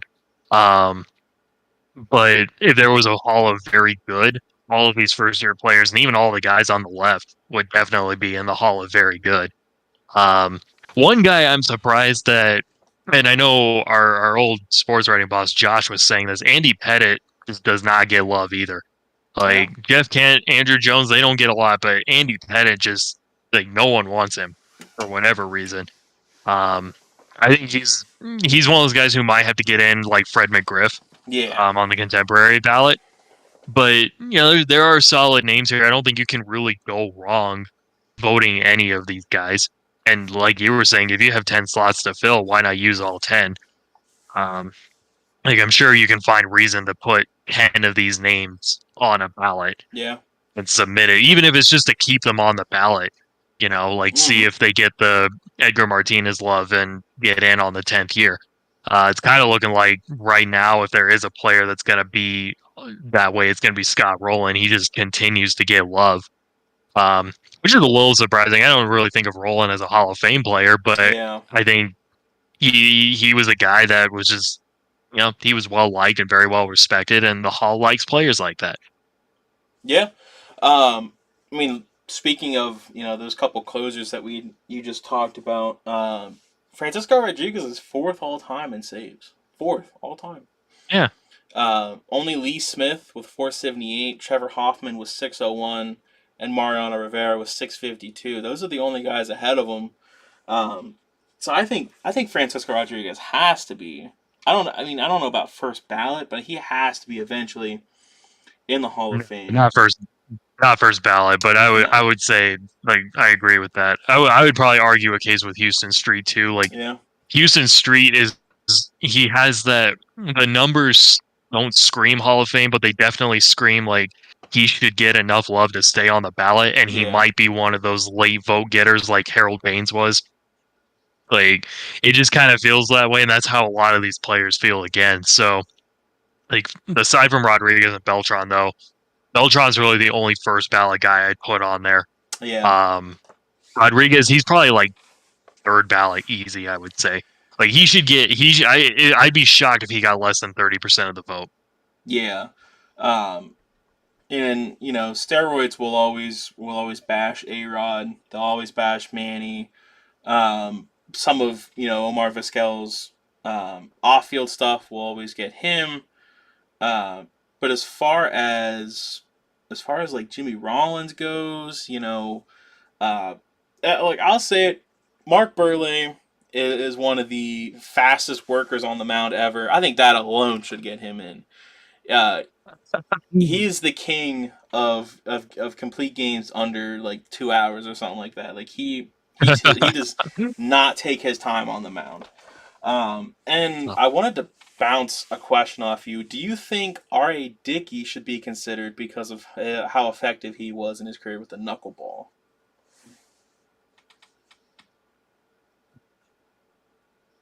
Maybe if the numbers were a little better, I would say yes. Yeah, you think? Um, yeah, I think Dickey is one of those guys I could see him getting some love from the voters. Like he'll hang around on the ballot. I just Mm-hmm. don't know if he's ever gonna get the enough votes. I think like he's gonna get the Jeff Kent treatment, where like he'll just get like there will be some writers who vote him in every year, but that's about it. Um, but yeah, I mean Dickey was at least for our era, like for our Yeah, yeah, lifetime, he's by far the best knuckleball pitcher that we've ever witnessed. yep, Obviously, we're too young to have seen guys like Charlie Huff and yeah. Tom Candiotti and pitchers like Munoz, that. I'm yep. sorry, I can't think of any more knuckleballers. Of course, my mind just went blank. But I mean, yeah, Dickey is a guy. Maybe maybe not. I just feel like the numbers could be better. That's kind of my argument with him. Okay, yeah, because if you look at when he had that whole that late bloomer year with the Mets in 2010, you look at that through the end of his career. He had a 3.66 ERA across those 8 seasons there. Um, Tons of innings, averaged 200 innings a year. His season in 2012 with the Cy Young, 233 innings, 230 strikeouts, which is unheard of for a Oh yeah. knuckleballer to average 9 Ks in it, or not a K an inning.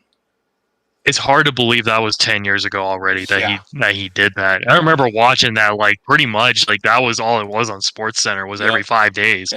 It's yep, like, oh, you got to watch this R.A. Dickey highlight. Like he because the day after Johan Santana no hit the Cardinals, he he shut out the Cardinals on like 5 hits, but I think he went the distance too. So that was really like peak of his whole Cy Young run that year. yeah, yeah. Um, yeah.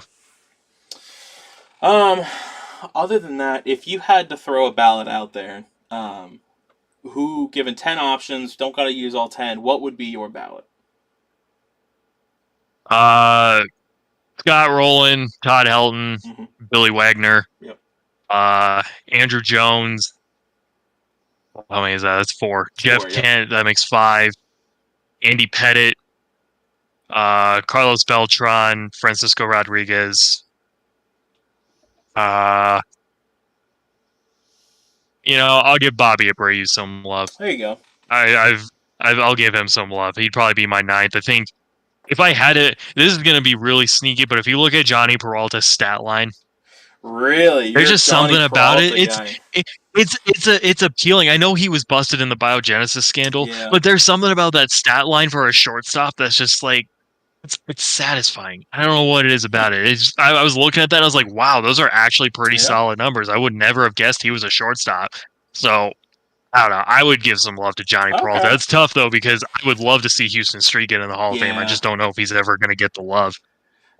If I had to throw a ballot out, yeah, I gotta agree with Scott Rowland. Gotta agree with Todd Helton, Billy Wagner. I'm throwing Andrew Jones and Gary Sheffield on mine. I'm throwing Jeff Kent. Uh, Despite all the rumors, all the issues, I'm throwing Manny Ramirez on mine. Throwing Alex Rodriguez on mine. I'm throwing um, Jimmy Rollins on mine, and I'm throwing Francisco Rodriguez. I think that's my 10. Um, Pettit will still get his votes. I was too old, or I was too young to see his prime. I know what he did, but like, yeah, he was really really good in the postseason. All time leader in postseason wins. I think he's all time leader in postseason starts too. But that was just because his team made the postseason every year. He he pitched for the Yankees. If you pitch for Yeah, the Yankees, you're exactly. bound to lead some categories. Exactly. Especially when you pitch on the Yankees for like 15 years and you make the postseason like 14 of those 15 years. Right. Um, Yeah, it's kind of like what we're seeing with the Astros right yeah, now. It's like you exactly. see Jose Altuve being at the Yeah, top because the Astros yeah. have been in the playoffs every year the last 6 years. Yep.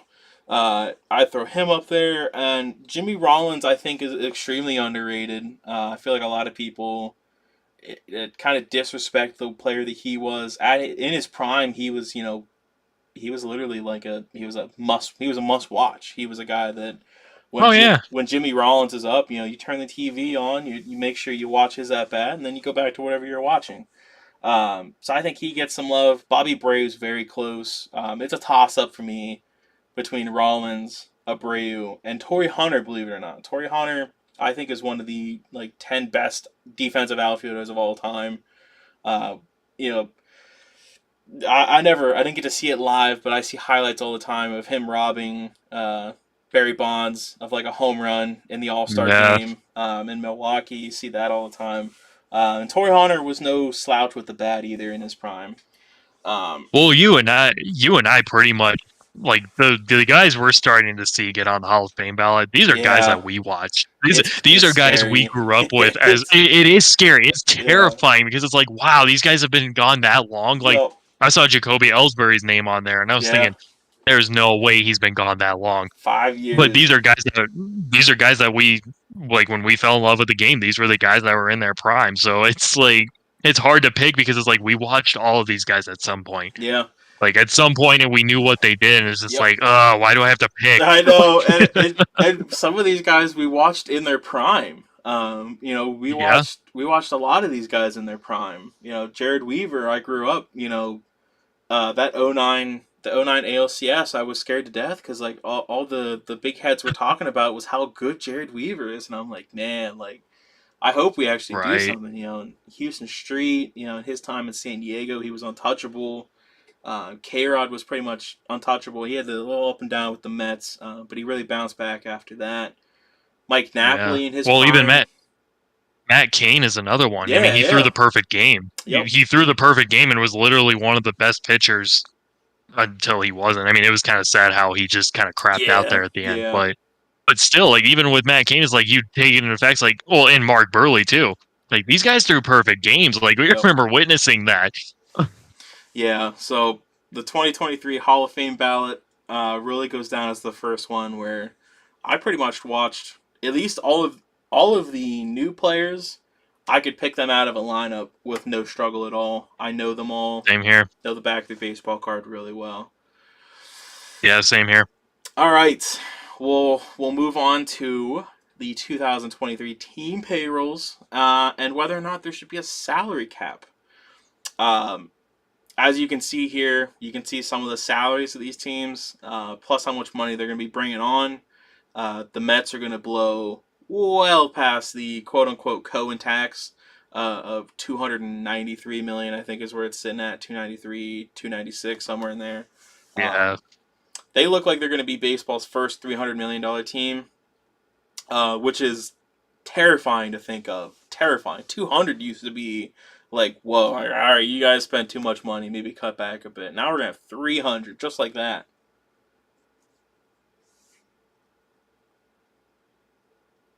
I don't know. Okay, it was kind of like what I was saying earlier, right? How I don't mind teams spending money. I think it's good for the Yeah, game. Like what the Padres are doing, as annoying as it is, that it seems like every free agent out there, they're like the video game franchise mode of yeah, let's stock up on every player we can get. That's kind of how it feels with them. But at the same time, it's like, no, you want teams to spend money. You want them to spend money, but at the same time, there's got to be a cutoff because there's some teams out there like Oakland and Pittsburgh and Cleveland even they won't spend money like this. And it's not so much a bad thing. I mean, especially when you look at the Guardians case, I think having a low payroll shows that you can be successful with a low payroll. yeah, Um, all five of these teams that are here, I only put the top five in here, but if you look, the Braves, the Blue Jays, the Astros, Angels, the Rockies, because of the Chris Bryant contract, Rangers, White Sox, Giants, and Cardinals are also above the league average of $109.3 million payroll. And then the Cubs, Red Sox, and Tigers are also over $100 million on the payroll. So I mean, like that's more than half the teams in the league that are yeah, spending money. The Diamondbacks are like 93, I think 93 million. So even they're spending money. Um, like it's good for the game, but at the same time, where's the cutoff? Because there's no reason that the Mets should be getting to a $300 million payroll. There's no reason that the Padres should be handing out contracts like candy with yeah, money that do they really have that kind of money? Like they might, who knows? Maybe for years after the ballpark opened, or after the Petco Park opened, they just saved every penny they could for this moment. You never know. Maybe they do have money laying around. We saw it with the Rangers. I mean, like they all of a sudden were throwing money at guys. The Giants throwing money at Correa. It's really no surprise that they had that money laying around because they've haven't really had a massive contract or anything like that yeah, to deal with. Um, but yeah, I mean, it's I just wonder because I've had this debate with We some saw it with the people Rangers and before as to like should there be a salary cap or should just teams be allowed to spend freely? And while I think there needs to be some limitations, at the same time, you don't want to take that ability to spend away.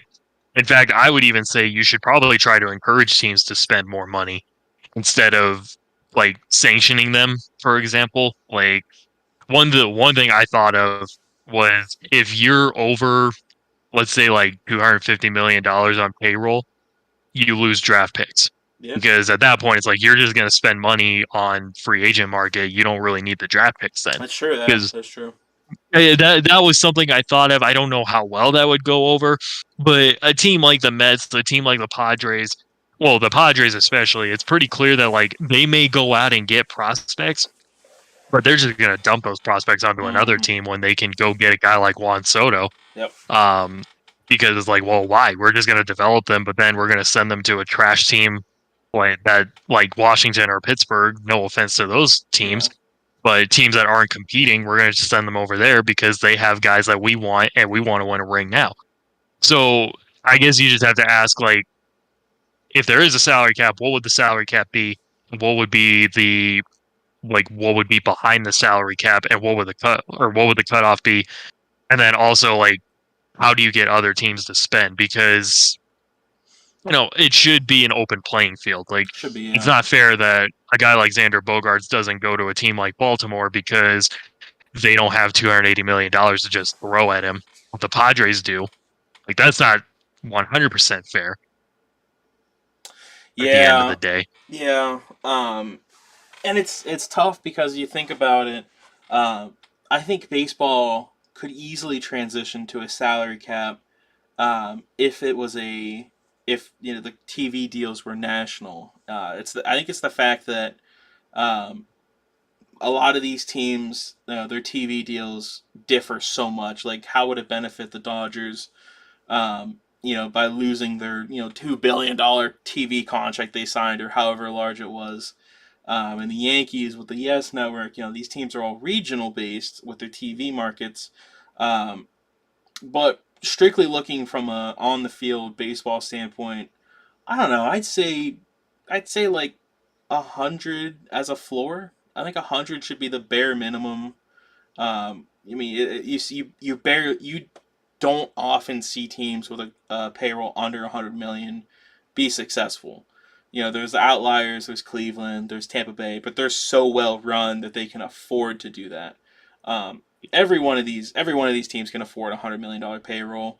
I would say a floor of 100, a ceiling of what 275 maybe as a max, maybe 275, 250 maybe. I would maybe lower the floor a little more though. Like, Really? I don't think yeah, because like here's the thing. I don't think a $75 million payroll is all that bad. Like, you can win with a $75 million payroll. I mean, as far as what Cleveland's proving, you can win with a $30 million Yeah. payroll too. But as we're also see with these five teams specifically on this page, the Phillies, yeah, they made it to the World Series, but they didn't have a $193 million payroll last year. This is going into 2023. Yeah. The Mets lost in the wild card round. Dodgers lost in the division series. Might as well have lost in the wild card round though, because they were a 111 win team, got a first round bye. Padres made it to the NLCS, not bad. Lost in five. Hmm. But then the Yankees, they got swept in the ALCS. Like, so having high payroll doesn't necessarily mean you're going to win a lot either. Yeah. Um, so I think like 100 million might be asking a little. Like, it might be asking a lot because I don't really know how teams' finances go. Like, Yeah. I don't know the dirt on the finances, but I think 75 million is more than capable for a team to achieve. Like, I think it encourages. The way I would see it is it would encourage spending on current guys that you have. So like, offer some of your homegrown guys talent, or I'm going to try that again. Offer some of your homegrown guys contracts to stick around, build around them, and like distribute the money evenly. So, however you might do it. I mean, like, you shouldn't be expected to go out and pull Padres of like 11,280 every year, like, or 13,350. No team should ever be expected to do something like that. But realistically, like a 468 for a pitcher, Yeah. easily team could do that. Baltimore could do that if they wanted to. Cleveland could absolutely do that if they wanted to. It's kind of a shame they haven't, because Yeah. Cleveland's got some young arms in that rotation that they could easily lock up for Easily. Yeah. life. Yep. It's a shame that the Brewers haven't really taken that approach either. And instead they're cutting back. Like, there just needs to be some kind of balance there of like encourage teams to spend, not necessarily break the bank, but Yeah. encourage them to spend and try and put a competitive team out there. Yeah. And it does hurt that like these low payroll teams are actually succeeding Mm-hmm. because it just gives teams like the Pirates and the Nationals and the Marlins hope that, oh, we can do it this way too because they're doing it. It's Mm-hmm. like, but there's more to it than that. Yeah, it takes a long time to be able to handle having a $30 million payroll and win more than 70 games. Yeah, In Pittsburgh and Washington, Washington's a team that not only on in theory could they afford 150 $160 million payroll, they did for like 8 years. They had like massive, they were yeah, one of the better spending teams for the better part of a decade. Obviously, you have three, four, they had like five guys who right now are getting paid like $30+ million a year.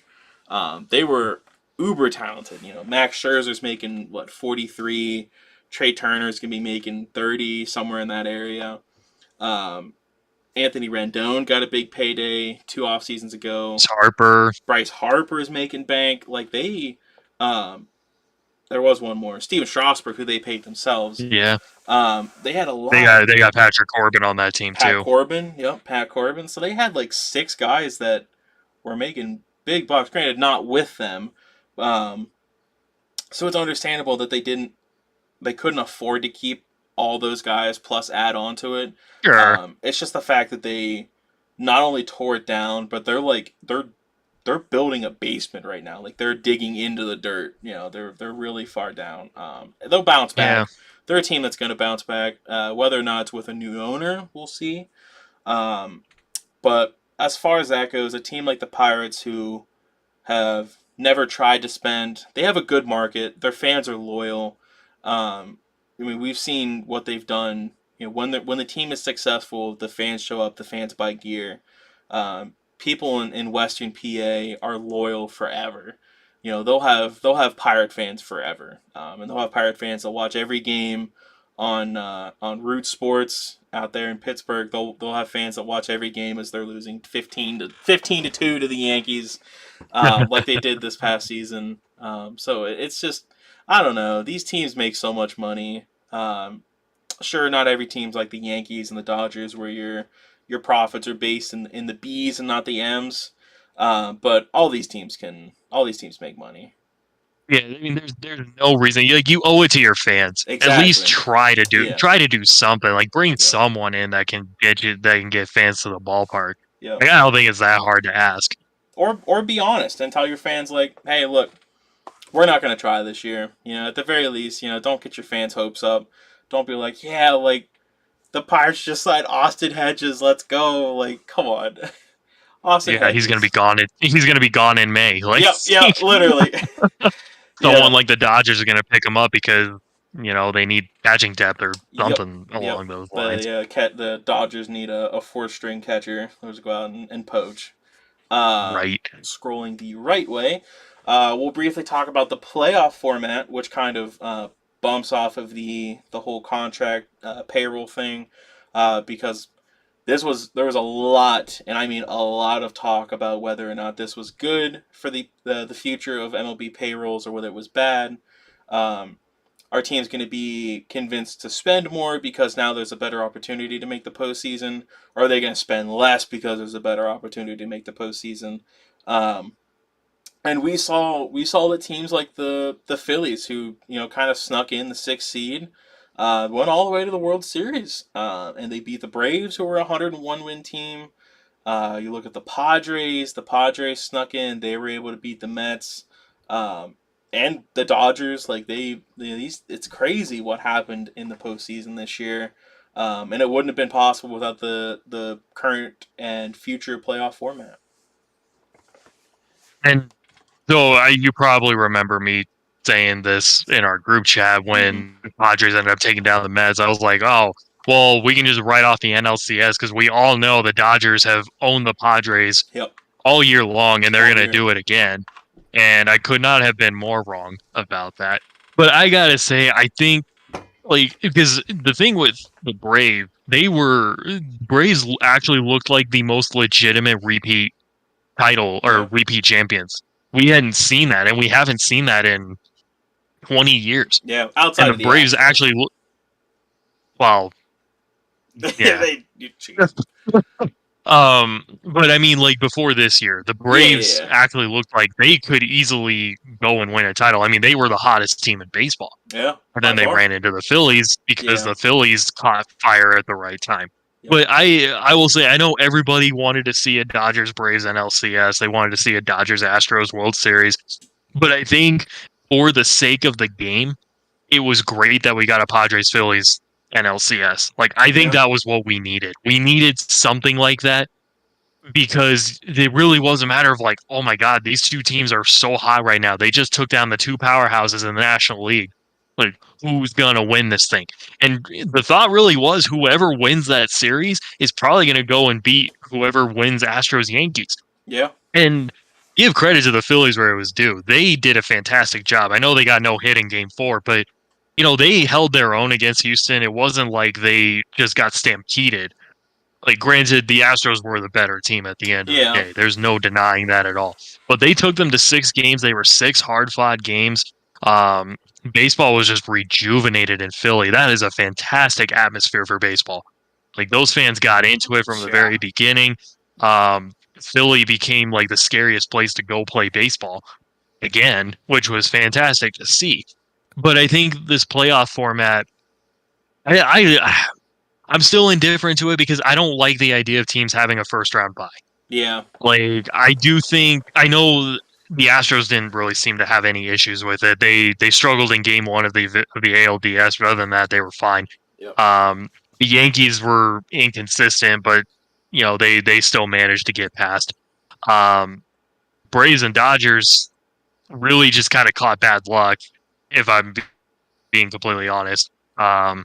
It's just I don't know how I feel so much about the format itself. I like that they added another playoff team to the format because I think it encourages teams to go out and try and compete um, during the season.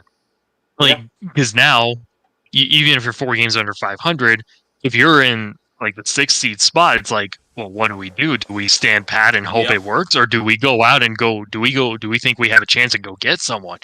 I mean, you even look at the Diamondbacks. The Diamondbacks were within like 3 games of the 6th seed going into yep, September, yeah, and they were 4 games under 500. Like they had a realistic chance at one point. The Orioles, they had a realistic chance. yeah, They had a realistic chance up until the very end of the season. yep, Like I think this is good for the game in the sense that the competition is going to be there, where teams are going to feel a sense more of, hey, we might actually be able to do this. Let's go. Like, we mm-hmm. don't need to go out and like trade our farm for someone big name. No, no, no. Let's just go out and get a reinforcement like Seattle did when they got Kirk Casale from the Giants. Like, let's go get some depth. Let's go get another pitcher to kind of help, like loosen the bullpen a little bit or like help take some pressure off of the bullpen. We're going to add another arm to the rotation. Like, let's go do that. I think this is kind of the premise of what they were trying to get at with this new playoff format, and I think it worked. And I think next year, now that we kind of know how this format works, we're going to see a lot more of if a team is in June hovering around 500, they think they have a realistic chance. Don't be surprised to see like a random trade get pulled off just to ensure, like, hey, you're going to be depth, so then you can help us get to where we want to be. yeah. That was really well put. Um, it's not so much because I to play on it to kind of throw out some intrigue that a lot of people were like, is this going to be good for baseball because teams will spend more because they can get into the postseason easier, they have an easier route, um, or are they going to spend less because they know that they can get in with less assets? But it really does. It convinces teams who are late June, early July. They're sitting right around 500. Obviously, the big dogs are in first place, second place, whatever. But there's going to be at least one or two spots that are going to be up for grabs until pretty much the last week of the season in both leagues. So it's really going to convince a lot of these teams, and we kind of saw it a little bit. off the top of my head, I can't really think of any. But I do remember that this was one of the most intriguing trade deadlines that we've had in recent history. Like a lot of moves were made. Exactly. I mean, and the postseason itself was just Yeah. it was exciting. It was one of the more exciting postseasons we've Yep. had.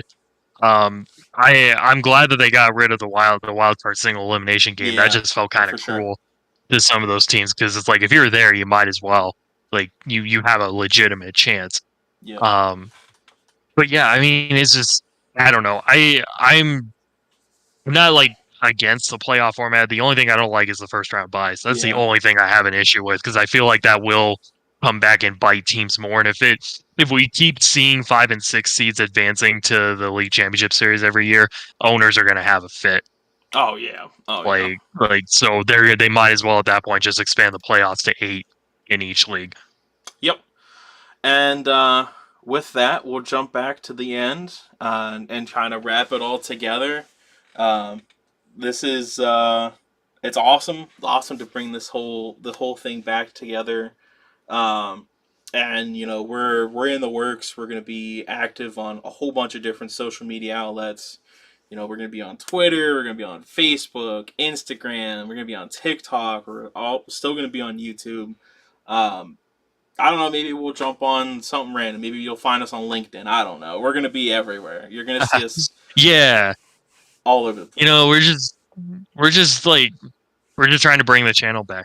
You Yep. know, we feel ready to do that again. And so, as far as like how often we're going to be posting, as much as possible. Of course. I think this is the only live stream we're going to do this week, but I do think next week we'll come back with another one, and then we'll start kind of ramping them up as the off season gets underway. Yep. We'll be doing this, but we'll also because we were doing recordings, like we would Mm-hmm. record history content, I guess if you want to call it like that. Um, I think that's something we're going to strive to do a lot more of Oh, too, and agreed. that's stuff that we can just do throughout the week. Yep. Uh, so as far as like set schedules, nothing yet. Just keep an eye out. You know, like follow us on our social medias, which we'll get those out. We'll get those social medias out once we actually have them made and all Yeah. that stuff.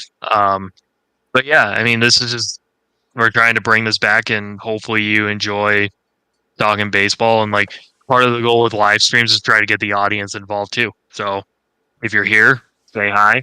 Let us know your thoughts. Give us your opinions. We may not agree with them, but you know, we like hearing other people's opinions and thoughts as well. Yeah, and to be able to bring in our fans, may not have many right now, but to be able to bring them in and really get them involved more upfront and immediately, I think is going to be a big thing for us. Um, you know, a lot of these people they get real big. They disconnect from their fans. They disconnect from the people that you know are the pretty much the sole reason for them getting to where they are. Um, and to try to knock that down a peg and to try to stay active with the community, I think will be extremely key. And that's something that we're going to strive to do literally from the get go is stay active with our fans, stay active with our peers, other channels. You know, maybe we'll do some collabs with some other people. We got a lot planned out. Yeah, absolutely. We might even don't hold us on this, but we might even like try and get some interviews with minor league players. This is a possibility. Don't know yet for sure how that's going to work. It all depends on agency and Yeah, stuff like that. But yeah, look out for that too, and we'll always promote that stuff like well ahead of time if it's going to happen. yeah. We'll have to talk with our buddies that do a fantastic podcast for ESNY New York. That'd be Josh Benjamin and Alec Montecalvo. They run a fantastic podcast. I'm sure you can find it on anywhere you find podcasts. That's called Bleacher Creatures. They recently just did it was like an hour long interview with Ken Singleton. That was just Nice. gorgeous. Ken Singleton is such a joy to hear. He talked about his Oriole days, talked about his Mets days, talked about his broadcasting tenure with the Yankees, and even with the Expos. I didn't even know when he first started broadcasting, he was with the Expos. I Um, didn't know that either. yeah, he a fantastic watch, a fantastic listen, I should say. Um, but yeah, maybe we'll talk to them, and maybe they'll just shoot Ken Singleton over this way, and we'll just we'll go ahead and do an interview with him for an hour, like it's Yeah, best buddy. He was a fantastic listen on there. I bet Ken seems like a very lovely human being just as a whole. Extremely, extremely. All right, guys. I guess we'll cut this off here. Um, I really appreciate it. It's been 2 long hours. I appreciate anyone that stuck around, anyone that jumped in and out. We'll have this in a, I believe they call it a VOD, in some sort of Yeah. recorded format on YouTube. You can go back, catch anything you missed, and yeah, look forward to talking more to you guys and interacting. Yes, absolutely. Have a great rest of your night. Stay safe, stay warm, Yeah, and we will. Yes, big cold yes. front coming through the East Coast here in a bit. We're gonna get hammered with snow, and Christmas here in Pennsylvania it's gonna be down to like 15 degrees. Yeah. Yeah, it's No cold. thanks. No thanks. All right, Well, if we guys. don't see you before Christmas, Merry Christmas. Merry Happy Christmas, holidays. Happy Holidays, Happy Hanukkah. Yeah, we'll get back to you guys soon.